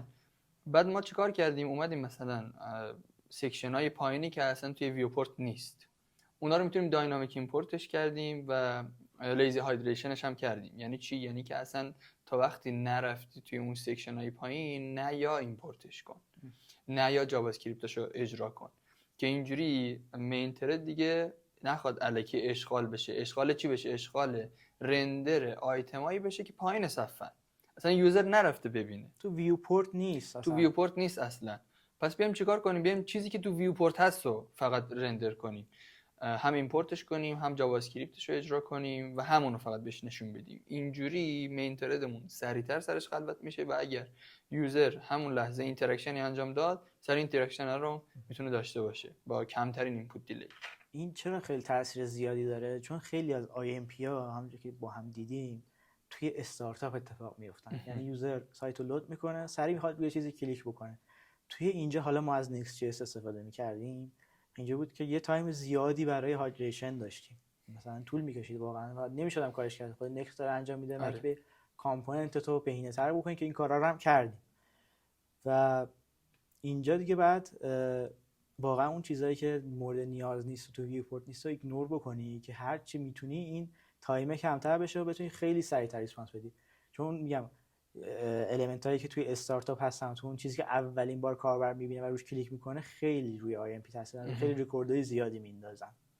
پس اومدیم لیزی هایدریت کردیم، گفتیم اگه ویزیبل شد بیا هایدریت کن، داینامیک ایمپورت کردیم که آقا باندلش زیاد نشه و اینا تاثیر خیلی خوبی گذاشت. خیلی خوبی گذاشت. حالا مثلا باندلم که گفتی یه نکته اضافه کنم اینجا، خود کم کردن باندلم باز دوره اینجا تاثیر زیادی داره. مثلا باندلمون فکر کنم جیزیپش 600 700 کیلوبایت بود. یه دوره تو بهینش کردی، یه دوره من بهینش کردم. یعنی اومدیم جیزیپو از 600 700 کیلوبایت کردیم، الان فکر کنم 220 کیلوبایته. حالا جیزیپ کمتر که میشه اون تایم دانلودش کمتر میشه، به واسطه اون پارس سایزش هم کمتر میشه که همون اکزیکیوت شدن جاوا اسکریپت داشتن. یعنی اون حجم جاوا اسکریپتی که باید صفحه مرورگر رندر کنه، اجرا کنه، اکزیکیوتش کنه، اونم که کمتر بشه باز مینترت چی میشه؟ خلوت‌تر میشه. که اینا رو هم حالا اون پکیجایی که یوزلس بود پاک کردیم، پکیجایی که حجمشون زیاد بود اونا رو جایگزین کردیم با پکیجای سبکتری که کارمون رو راه مینداخت. ایمپورت‌ها رو درست کردیم. لودش یه جا یادم ایمپورتش اشتباه بود. کل فانکشنال لودش استفاده می‌شد. مثلا دو سه تاشو می‌خواستیم و نیاز نبود این بیاد کلا ایمپورت بشه. و اینا رو درست کردیم، خیلی تاثیر گذاشت روی حجم باندل. و اینا رو از کجا فهمیدیم؟ هم یه رفرنس بدیم به همون صحبت‌های قبلیمون. اینو از کجا فهمیدیم که باید حل کنیم؟ رفتیم دوباره پرفورمنس رکورد گرفتیم. دیدیم آقا مثلا نشون میده قشنگ کامل، اگه بچه‌ها برن ببینن اونجا یه بلاکی هست مثلا زده اکزیکیوت مثلا فلان اسکریپت، ما دیدیم اکزیکیوت مثلا app.js اون مثلا خیلی طول میکشه. رفتیم دیدیم اوه مثلا 700 کیلوبایت تازه جیزی بشه. و خب این معلومه که یه باتلنک اینجا هست، اینو باید کمترش کنیم. یا مثلا رفتیم دیدیم هایدریشن خیلی داره طول میکشه، اونجا کاملا مشخصه، همه چی واضحه. پس فهمیدیم که آقا باید اینو بهبود بدیم، حالا کامپوننت‌ها رو بهینه‌تر کنیم یا بیایم مثلا داینامیک ایمپورت کنیم، لیزی هایدریشن بکنیم.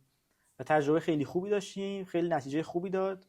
و مثلا توی سرچ من یادم این کار انجام دادم، ویرچوال انجام دادم، میتونم بگم مثلا آی ام پیش در حد مثلا 300 اینا بود، اومد مثلا روی 200 خورده‌ای، خیلی جامپ خوبی داشتش. آره حالا این ویرچوال هم یه نکته‌ای داره که تو پرزنتیشن دیلی حالا میتونیم بهش رفرنس بدیم. حالا من اینو گفتم یادت باشه که اونجا یادم بیاری باشه که اینم بهم بگی. آره و همین واقعا هر بار که ما باندل رو بهینه کردیم آی بهینه شد، یعنی ریزش خوبی داشت. 3-4 بار این کار رو انجام دادیم و واقعا این 3-4 بارم یه دفعه 70 تا ریخ، یه دفعه 80 تا ریخ و هر بار انجام دادیم یعنی خوشحال بودیم تا جایی انجام دادیم که دیگه واقعا بهینه‌تر از این نمیشه. یعنی یه اکسیوس گنده مونده که اونم واقعا داشت فکر کنم اون چیز حذف کنیم نمیشه اصلا حذف کرد. سنتری هم حذف کنیم خیلی خوب. سنتری هم حتی من یک برهه دیزیبل کردم برای سگمنت خاصی که تست بکنم هم چه جوریه. واقعا تاثیر داره. ریپلی سنتری هم برداشتیم سر همین. یه چند کیلوبایتی بهینه شد بعد که فیلمشو می‌خواست ذخیره کنه. همون اسکریپتایی که کلا اول لود میشن مثلا تگ منیجر اینا رو مثلا اومدیم بذاریم مثلا آقا با دیلی لود کردیم. هم تگ منیجر خیلی کار سنگینی انجام میداد. مثلا من نگاه می‌کردم روی مثلا حالا دیوایس خودم مثلا 300 میلی ثانیه داشت طول می‌کشید مثلا که اینیت بشه و اینا. خب اینا مثلا بیاد دیرتر انجام بده. زیاد حالا اونقدر فورس نیست. دیوایس خودت انقدر دیوایس ضعیف که دیگه مثلا ساعت یه ثانیه شاید طول می‌کشیده. بعد پس این سرعت رندر، سرعت هایدریشن، سرعت اکزیکیوت کردن JS ها و حجم باندل خیلی ربط مستقیم داره به IMP. هرچه اینا بهبود پیدا بکنن IMP هم به نسبتی بهبود پیدا میکنه. حالا باز این بسته به شرایط خود پروژه است که دارن روش کار میکنن دیگه. اینو خودشون باید برن تا پرفورمنس ریپورت دوباره ببینن جزئیاتش چجوریه. آره اینو باید بررسی کنن. حالا نکته که جا انداختیم اون چانک آندرلاین اپیه که توی همه صفحه ها لود میشه. مثلا ممکنه ما یه کامپوننتی رو توی آندرلاین اپ داشته باشیم که اصلا نیاز نباشه اونجا باشه، یعنی نیازه که بره توی صفحه خودش اصلا مورد استفاده قرار بگیره. در صورتی که ما وقتی بیاریم توی همون فایل مادرمون، فایل روتمون استفادهش کنیم، برای همه صفحه ها چانکش ایمپورت میشه، اکزیکیوت میشه کدای جاوا اسکریپتش و اون حجم باندل روی همه صفحه داره زیاد میشه.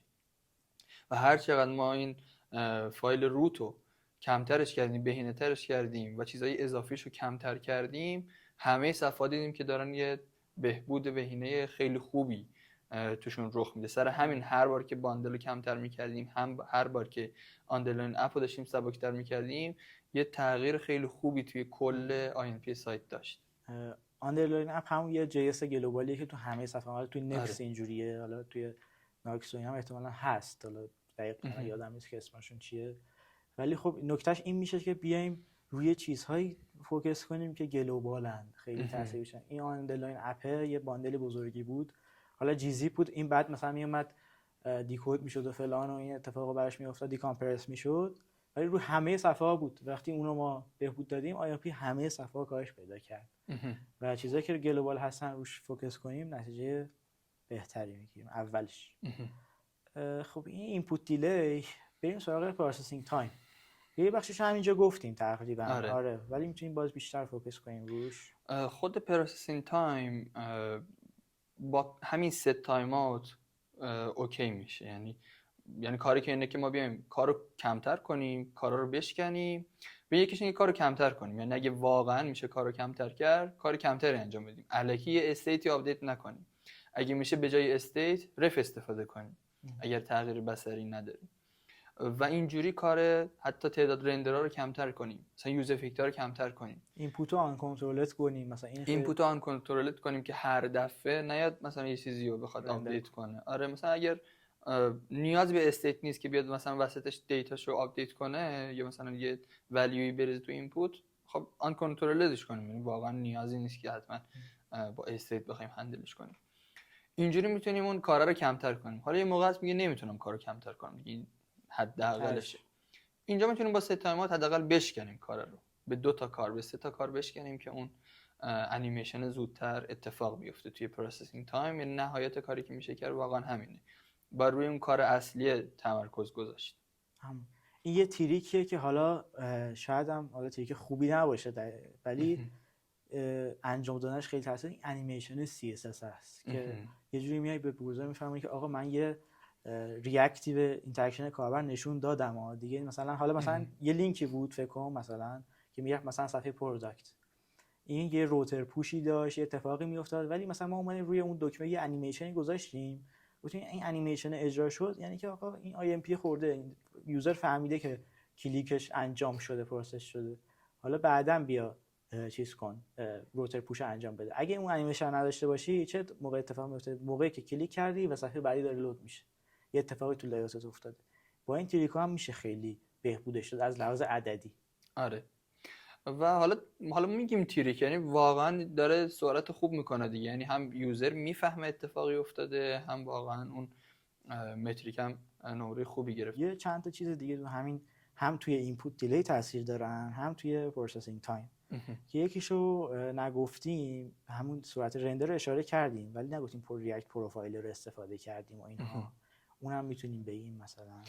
ببین این تعداد رندرهای صفحه واقعا اینجوری نیست که بگیم فقط رو اینپوت دیلی یا پروسسینگ تایم یا پرزنتیشن دیلی. رو کل این سه قسمت و رو کل حالا سرعت سایت تاثیر زیادی داره. مثلا ما هر چقدر بتونیم تعداد رندر رو کمتر کنیم، قطعاً اکزیکیوت شدن جاوا اسکریپت داریم کمتر میکنیم. قطعاً مثلا این ریپینت اون قسمت کامپوننت رو داریم کمتر میکنیم. و اینجوری الان یه قسمت اینپوت دیلی رو کمتر کردیم، یه قسمت پرسنت تایم و یه قسمت پرزنتیشن دیلی رو داریم کمتر میکنیم. یعنی پینت هامون دارن کمتر میشن، جاوا اسکریپت های اکزیکیوت شدهمون دارن کمتر میشن و این هی ری اکزیکیوت کردن و ریکالکولیت کردن دام داره کمتر میشه. یعنی در کل تعداد ری رندر رو اگر بیاریم پایین، تاثیر خیلی خوبی توی INP توی همه این قسمت ها رخ میده. حالا یکی از کارهایی که مثلا میتونیم بکنیم اینه که بیایم پروفایلر بگیریم. یعنی حالا مثلا روی دکمه‌ای داریم کلیک میکنیم، روی تبی داریم کلیک میکنیم، یا مثلا توی اینپوتی داریم تایپ میکنیم، پروفایلر بگیریم ببینیم که آیا کامپوننت های دیگه هم همزمان با این دارن ری رندر میشن یا نه. بیهوده مثلا یکی از کارهایی که انجام میشد همون چند ماه اولی که من داشتم کار میکردم این بود که اگر من یه مدال باز میکردم، بقیه مدال ها هم ری رندر میشدن. یعنی این یه باگی بود که توی یو آی کیتمون داشتیم سر کامپوننت مدال. اگه توی صفحه 20 مدال استفاده شده بود، یه مدال کلوز و اوپن میشد، کل مدال‌ها یهو یه استیتی داخلشون تغییر میکرد و این باعث میشد که یه حجم جاوا اسکریپت زیادی توی صفحه اکزیکیوت بشه و صفحه بخواد اینو ریکالکولیت کنه و همین INP رو زیاد میکرد. این کامپوننت رو درست کردیم، INP 60-70 تا دوباره بهینه شد. یعنی تا این حد تاثیر داشت. این از اون مشکل‌های واضح و گنده بود که داشتیم هم اول پیش. آره و جنرال هم بود، یعنی همه جا مدال داشتیم و همه جا این مشکل داشت اتفاق میافتاد و همینطوری سعی کردیم تعداد ری رندرها رو کمتر کنیم. یکی از کارهای دیگه که انجام دادیم و اون هم یه تغییر گلوبالی بود این بود که خب از کانتکست زیاد استفاده کرده بودیم و از کانتکست هایی که روی کل پروژه مثلا سوار بود. توی همون فایل حالا index.js بگیم، مثلا اون فایل روتی که همه صفحه از اون میگذرن، کانتکست اونجا استفاده شده بود و حالا صفحه‌ای زیادی از اون استفاده می‌کردن. آس بود که کارنت یوزر مثلا توش بود، دیتاشو همه می‌خواستن و اگر تو کانتکست یکی از این ولیوهاش آپدیت میشد، کل کامپوننتایی که از این استفاده می‌کردن ری رندر می‌شده، همه کامپوننت، و یه حجم ری رندر عجیبی داشت اتفاق می‌افتاد. تا اونجایی که میشد کانتکست رو بهینه کرده بودن دیگه، یعنی مموایز کرده بودن خود ولیو رو و فانکشن ها رو یوز کال بک کرده بودن، یوز ممو کرده بودن، ولی خب وقتی اون ولیو خودش داره تغییر میکنه، ری رندر اتفاق میفته تو کانتکست و ولیو عوض شده و اون جایی که از این کانتکست داره استفاده میشه اونجا هم داره ری رندر میشه. و حالا باتلنکی که اینجا بود چی بود؟ خب اوکی، مثلا من ولیو کارنت یوزر دارم، توی صفحه‌ای هم از کارنت یوزر استفاده کردم، خب اونجا اون عوض شه، اینجا با ری رندر شه دیگه، این منطقیه.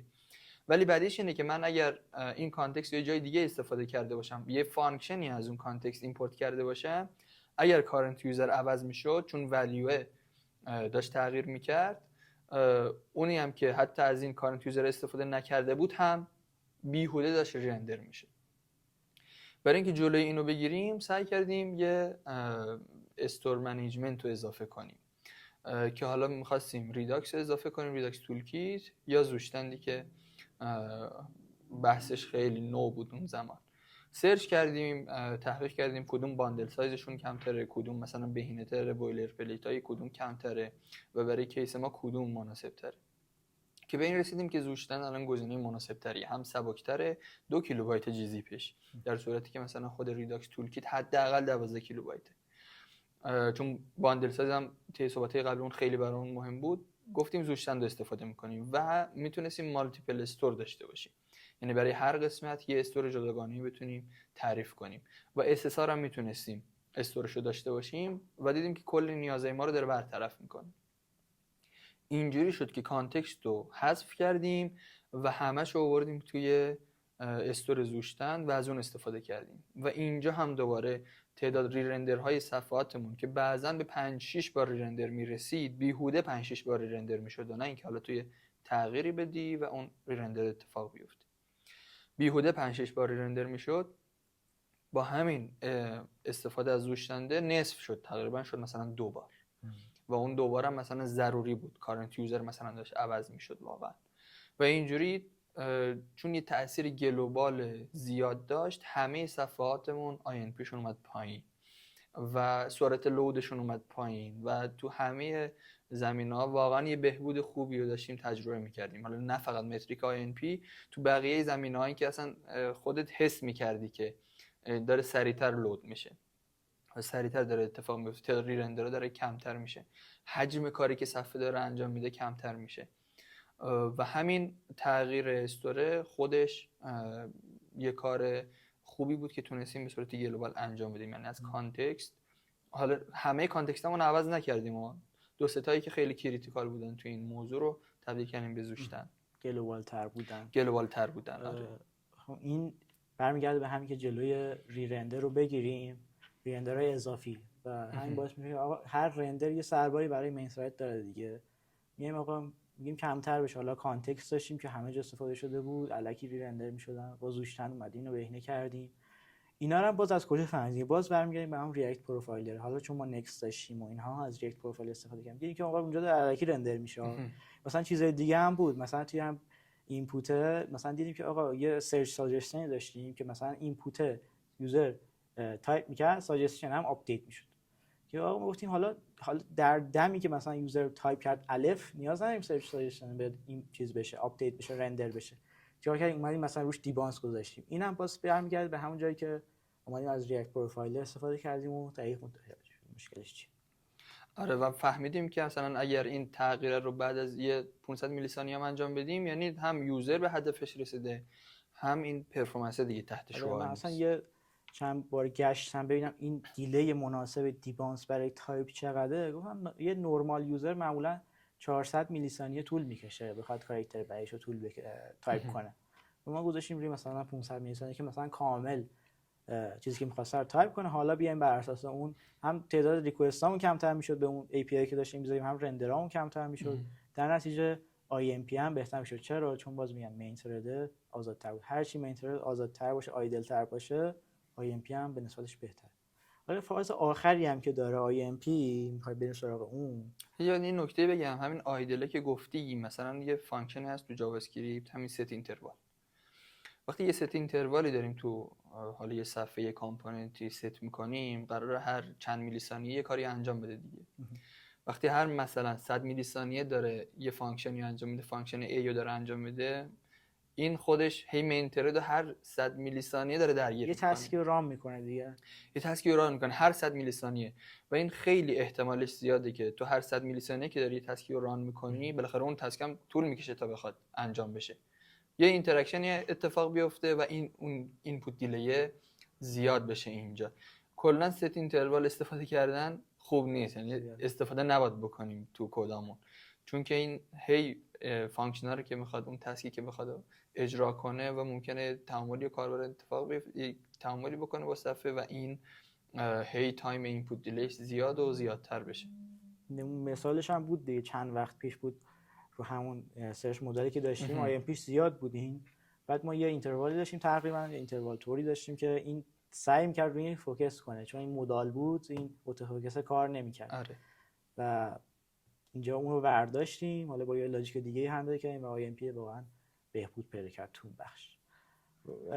توی رندر و اینا یه چیز دیگه که بخوام اضافه کنیم، تو رندر و مثلا سایز باندل و اینا بعضی جاها باید واقعا پرفورمنس رو فدای بیزنس کرد. مثلا چه جایی؟ یه جایی مثلا ما داشتیم که یه بنری بالای صفحه اضافه شد و خب این IMP ما رو افزایش داد، چون یه کامپوننت اضافه شد، بعد مثلا یه سری لاجیک داشت داخل خودش، یه تسکی رو راه میکرد که طول میکشید و خب IMP رو بدتر کرد. ولی اونجا ما دیدیم که مثلا به ما گفتن که از طریق این جرنی که نقطه استارتش اینجاست مثلا فلان قدر جی ام وی اضافه شده مثلا و خب دیدیم خب این میارزه، یعنی یه ترید آف دیگه. گفتیم حالا اشکال نداره حالا که اینقدر جی ام وی اضافه شده بعضی جا مثلا میشه آی ام پی رو مثلا یا پرفورمنس یکم بعدای بیزنس کرد اگه موافق باشی. آره موافقم، یعنی همش هم بستگی به ما فرانتا نداره که ما بگیم نه آقا حتما اینجا اینجوری پیاده شه اونجا اینجوری پیاده بشه.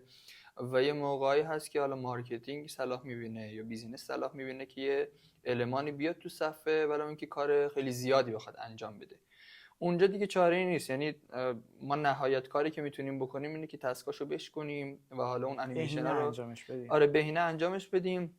و حالا اگه INP رو هم زیاد کرد سعی کنیم حالا اجزای دیگه صفحه رو به خاطر اینکه جبرانش کنیم INP که زیاد شده اونجا رو مثلا کمترش کنیم که خنثی بشن. ولی خب برای این کیس هم پیش میاد که دیگه چاره‌ای نیست داره. یه چند تا نکته آخر میمونه که همون توی فاز پرزنتیشن دیلیه که اونا رو هم بخوایم بگیم فکر کنم نکات زیادی نباشه. آره نکات بیشتر کلیه ولی خب اونام جای بحث داره برای خودش. سرچ بکنیم مثلا خیلی چیزه. آره خود پرزنتیشن دیلی برای اینه که حالا اون تغییر بصری زودتر اتفاق بیفته. این اگه بخوایم منطقی خودمون بهش فکر کنیم میگیم که خب اگر تغییر بصری یه چیز کوچیک باشه سریعتر اتفاق میفته و اگر مثلا سایز دام کمتر باشه باز سریعتر اتفاق میفته. چرا که باید مرورگر یه ریکالکولیتی انجام بده و یه چیزی رو توی صفحه تغییر بده، یه کلاسی رو به یه دیو اضافه کنه، یه استایلی یا یه چیزی رو حذف کنه، انجام بده، یه ریسایزی انجام بده و هر چقدر این محاسبات خود مرورگر کمتر باشه این تغییر یو آی سریعتر داره اتفاق میفته. تو ادامه همین کاری که مثلا میشه کرد پس یکی شد این که دام سایز رو کمتر کنیم، یکی این که تغییر بصری کوچیک‌تر باشه، یکی همون حرفی که زدی برای اینکه تغییره رو بندازیم رو جی پی یو، یعنی با همون ترانزیشن خود ترانسفورم و ترانزیشن خود سی اس اس بخوایم هندل کنیم. این کار رو میشه کرد که اون پرزنتیشن دیلیه بتونیم بهبود بدیم. حالا توی کاهش دام سایز مثلا میتونیم چیکار کنیم؟ مثلا ما یه صفحه‌ای داریم، صفحه هوم فرض کنیم یه صفحه پروداکت، خب نمیتونیم الماناشو که حذف کنیم، فیچرها رو که نمیتونیم حذف کنیم. چیکار میتونیم بکنیم؟ داینامیک ایمپورتی که صحبت کردیم رو میتونیم اینجا استفاده کنیم و به جای مثلا سکشنی که کلی آیتم داره اسکلتون نشون بدیم، لودینگ نشون بدیم تا وقتی کاربر به اون برسه و حالا بیایم مثلا المان ها و آیتم های اونو قرار بدیم. اینجوری سایز داممون کمتر شده، مثلا خود سکشن 300 تا المنت داره دام سایزش، در صورتی که اسکلتونشو بذاریم شاید بشه 50 تا، شاید بشه 100 تا، اینجوری یک سومش داریم میکنیم. پس با خود داینامیک ایمپورت میشه این کار رو انجام داد، با اسکلتون گذاشتن میشه این کار رو انجام داد. خیلی جاها وقتی مثلا فرض کنید که صفحه هوم یا حالا پروداکت ما اسکرول کردیم تا پایین و کل کامپوننت ها و سکشن ها رو گرفتیم، حالا این موقع چی؟ حالا که دیگه همه سکشن ها رو گرفتیم چی؟ حالا که همه آیتم آمدن چی؟ اینجا میتونیم دوباره با ویرچوال اسکرول هندل کنیم، یعنی یه ویرچوال اسکرولی بذاریم که نیاز نباشه 1000 تا آیتم تو صفحه نشون بده، 100 تا آیتم نشون بده، همون قدری که تو ویوپورت نیازه، مثلا 4 تا 5 تا، حالا 2 تا پایین 2 تا بالاش بخواد نشون بده، سرجم 10 تا آیتم نشون بده. همون سرچی که گفتی و ویرچوالش کرده بودی دقیقاً همین کارو کرد. یعنی یوزر مثلا پاجینیشن میزد پیج 2 3 4 5 6 و یهو مثلا 200 آیتم میشد و خب دام سایزمون خیلی زیاد میشد. حالا که اینتراکشن انجام میداد اینپوت دیلی اوکی بود، پروسسینگ تایم اوکی بود، پرزنتیشن دیلیش میرفت بالا چون که دام سایز گنده‌ای داشت و این طول میکشید که بخواد ریکالکولیت کنه. سر همین ویرچوال اسکرول که گذاشتی سرجم فکر کنم 10 تا آیتم داره تو صفحه سرچ داره رندر میکنه و اینجوری خب وقتی میخواد ریکالکولیت کنه 10 تا آیتم داره در نظر میگیره. یکی از کاراش مثلا همینه که بخوام ویرچوال اسکرول بخوایم استفاده کنیم. آره من توی دیدم هوم پیج و اینا استفاده کرده بودیم، مثلا کامپوننت هایی که تو ویوپورت ایمپورت میشه، حتی ویرچوال افقی هم ما داشتیم که یه کارت محصولایی بود و مثلا چارتایی که داره میبره نشون بده، بقیه مثلا حذف کنه از دام. ولی خب این یه نکته‌ای که داره، این یه ذره تاثیرش کمتره، یه سریعتر اتفاق میفته چون خود مرورگر انجام میده این مرحله رو یکم سریعتره و اگه بخوایم مثلا نتیجه خیلی خوبی توش ببینی، واقعا بعد مثلا یه حجم خوبی، مثلا اگه بخوای روی دام سایز فوکس کنی، یه حجم خوبی از دام سایز تو کم بکنی، 40% کم بکنی، 30% کم بکنی، یا CSS تو خیلی بهینه‌تر بکنی که مثلا سلکتورای مثلا شاید فکر کنیم مثلا من استار میذارم اینجا، خب اوکی دیگه همه چی برام هندل میده، ولی خب اون خیلی بار زیادی داره برای مرورگر داره، اون مثلا حذف بکنی که یه تاثیر خوبی توش ببینی. میگم توی مثلا هوم پیج اینا نصف کردی تونستیم مثلا تاثیرشو ببینیم که آره موافقم، یعنی دقیقاً همینطوره که باید زیاد دام سایزو کم کنیم. مثلا اگر حالا صفحه هومی که من بهینه‌اش کردم 4500 600 تا المنت داشت و اونو کردم 1400 تا و حالا یه INP تغییر خوبی کرد، یعنی حدوداً 40 میلی ثانیه تغییر کرد. در صورتی که مثلا اگه 4000 تا رو 3500 تاش کنی شاید مثلا 5 میلی ثانیه تغییر کنه، 2 میلی ثانیه تغییر کنه، اینقدر نیست. ولی اگه نصفش کنی یا یک سومش کنی خیلی تاثیر زیادی میذاره، یعنی میبینی تاثیر رو قشنگ 40 ثانیه 40 میلی ثانیه 50 میلی ثانیه مثلا تاثیر بود که ما تونستیم تجربهش کنیم توی این کاهش دام سایز. اگه همه این تکنیک‌ها رو گفتیم فکر کنم چیزی هم جا نموند، خیلی چیزا رو حالا گفتیم آره یه یادمون رفته باشه اگه اینکه یه لی‌آوت ترشینگ هم هست که حالا اونم میشه بهش پرداخت، اینه که حالا زیاد استفاده نمیشه توی کدا، مثلا تو بعضی کدا ولی هست، اینه که مثلا ما بخوایم CSS رو به واسطه جاوا اسکریپت تغییر بدیم و اونو از جاوا اسکریپت بخونیم. یعنی چی؟ توی جاوا اسکریپت اونو بخونیم. آره توی جاوا اسکریپت بخونیم. یعنی چی؟ مثلا ما یه کلاسی رو به یه المان میدیم، مثلا میگیم کلاس شو، قراره اون المان رو نشونش بده.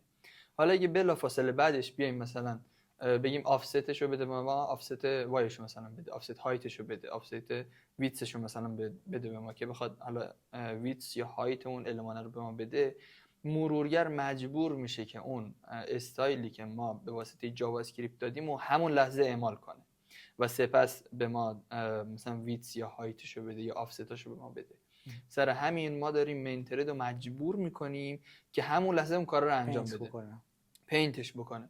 در صورتی که اگر ما نخونیم، یعنی ویتس و هایت ازش نخوایم، مرورگر وقتی که مینترد اوکی باشه این کار رو انجام میده، ولی وقتی فورسش میکنیم که این کار رو انجام بده ممکنه همون لحظه تعاملی رخ بده و این بمونه توی صف و مثلا اینپوت دیلیش زیاد بشه و این باعث میشه که پرزنتیشن دیلی هم از اون طرف بخواد زیاد بشه. سر همین که داریم اینو فورسش میکنیم که آقا همین الان این پینت رو انجام بده و این پینت خودش زمان میگیره، ممکنه پینت های زیادی داشته باشیم و پرزنتیشن دیلی هی زیاد و زیادتر بشه.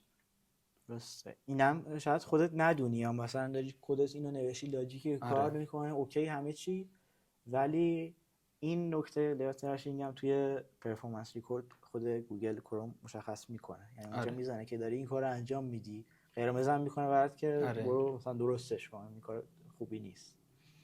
آره خب اینم تاثیر زیادی داره تقریبا روش.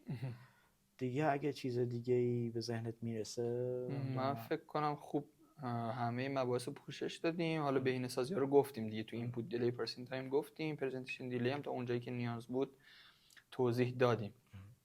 دقیقاً. حالا برای اولین اپیزود از تو دعوت کردم بیای که چون با هم کار کرده بودیم، خیلی صحبت‌های مشترک داشتیم، فیلدمون با هم یکیه و فکر کنم چیزای خوبی به اشتراک گذاشتیم. حالا امیدوارم مفید باشه برای همه و حالا نتیجه که گرفتی اینم به نظرم بهتره بگی که خیلی که از کجا شروع کردیم و به کجا رسیدیم. موقعی که من اومدم داخل شرکت INP اوورالمون بود حدوداً 580 میلی ثانیه، ولی الان INP اوورالمون توی وب حدوداً 150 میلی ثانیه است. یعنی یه INP خیلی خوبی رو داریم ارائه میدیم. حالا میتونیم توی کراکس یا PSI هم سایت ها رو ببینیم، یعنی دیجیکالا رو میشه دید، هم دیوار رو میشه دید، خود باسلام رو میشه دید، هم آمازون رو میشه دید که اینا دارن چجوری رو متریکاشون کار میکنن، یعنی الان چه نمره‌ای دارن، کدوم سایت ها تو کدوم متریکا بهتره، کدوم سایت ها نه، و اینجوری میتونیم مقایسه کنیم سایت خودمون رو با یه سایت های دیگه، ببینیم مثلا توی کامیونیتی ایران مثلا تو کجا قرار داریم، سایت ما مثلا تو چه متریکایی داره، تو چه متریکایی مثلا داره کاتگورایز میشه. تا جایی آره ما ایمپروو کردیم، اپتیمایز کردیم که مثلا استیبل باشه دیگه، مثلا روی 190 نباشه که مثلا یه کامپوننت اضافه سریع بره بالا 200. مثلا 150 فکر کنم عدد خیلی خوبیه که دیگه کامل استیبل شده و توی اون بخش سبز سرچ کنسول همه یورل هستن. خیلی سایت خارجی هم مثلا وضعیت خوب، بعضیشون خیلی وضعیت خوبی هست، مثلا ترندیل واقعا توی پرفورمنس خیلی وضعیت خوبی داره. آره سایت ترندیل هست، alibaba.com هست که خیلی رو پرفورمنسشون واقعا وقت میذارن و میگم یعنی این INP متریکی بود که واقعا روش خیلی زمان زیادی گذاشتیم. فکر کنم بعد از 10 ماه ما تونستیم از 580 برسیم به حالا 160 170 و حالا در ادامه بخوایم برسیم به 150 140 که بخوایم استیبل بشه. یعنی اگر یه فیچری هم رفت بالا و خواست اینو خرابش کنه نیم تو ناحیه زرد، تو همون سبز بمونیم، فقط یکم زیاد شده باشه، مثلا از 160 150 بیایم رو 170 80. یه فرایند زمان بریه، یعنی اینجوری نیست که بخوایم تو کمترین زمان اینو بهینه‌اش کنیم و برسیم به یه چیزی. یعنی نیاز به صبر و حوصله داره که یکی یکی اجزا رو بهینه‌اش کنیم. دقیقاً همون اولش هم نتایج رو بیشتر می‌بینی دیگه، مثلا چون اول خیلی بده ولی مثلا الان که ترش می‌کنی برای اینکه 10 میلی ثانیه بیاد پایین‌تر اینا، دقیقاً می‌گن تو 3 ماه تو 200 میلی ثانیه کاهش بدی، 300 میلی ثانیه کاهش بدی، بعد 4 ماه بذاری که 50 میلی ثانیه کاهش بدی، مثلا 200 برسی به 250. اون دیگه خیلی سخت میشه. ولی خب تجربه خیلی خوبی بوده فکر کنم برات. آره کلا توی این پادکست هم دنبال اینجور آدماییم که تجربه‌های خیلی خوبی داشتن، بهبودهای خیلی زیادی دادن یا چیزهای خیلی عجیب غریبی خلق کردن. بیایم در مورد تجربه‌تون صحبت کنیم. حالا ممنونم از تو که اومدین. مرسی از خودت که این پادکست رو بالاخره شکل دادی و این که تجربه بقیه رو بخوایم اینجا ارائه بدیم، خودمون تجربه‌مون رو ارائه بدیم و بقیه مثلا این تجربه رو بدونن و ببرن جلو، به نظرم خیلی کمک میکنه تو حوزه کاری همه. کسی نیست که بیاد مثلا تجربه بهینه‌سازیشو بیاد یه جایی بنویسه و بقیه که قطعا این چالش رو دارن، چالش پرفورمنس، حالا چالش‌های وب ویو مثلا دارن و بیان این ویدیوها رو ببینن و هم الگو بگیرن، هم تجربه کسب کنن، هم خودشون دوباره ادامه دهنده این راه باشن. یعنی به نظرم این مطالبی که صحبت کنیم راجع به این موضوعایی که حالا پیشرفته حساب میشه دیگه، یعنی پایه نیست، این جاش خالی بود که امیدوارم با این پادکست‌ها این جای خالی هم پر بشه. امیدوارم ارزشمند باشه برای همه و ادامه دار باشه و دوستانی که مثلا کارهای مفیدی کردن، کارهای عجیب غریبی کردن، کارهای باحالی کردن بیان صحبت کنن و چون خیلی راحت تر از اینکه مقاله بخوام بنویسن و اینا. خیلی خوشم میگذره فکر کنم. آره حالا ببینیم برای قسمت‌های بعدی که داریم. خلاص ممنون ازت اومدی. سلامت باشی. دیگه نکته اگه نداری؟ نه نکته دیگه فکر نکنم اون باشه. مرسی. پس ممنون. سلامت باشی. خدا نگهدار.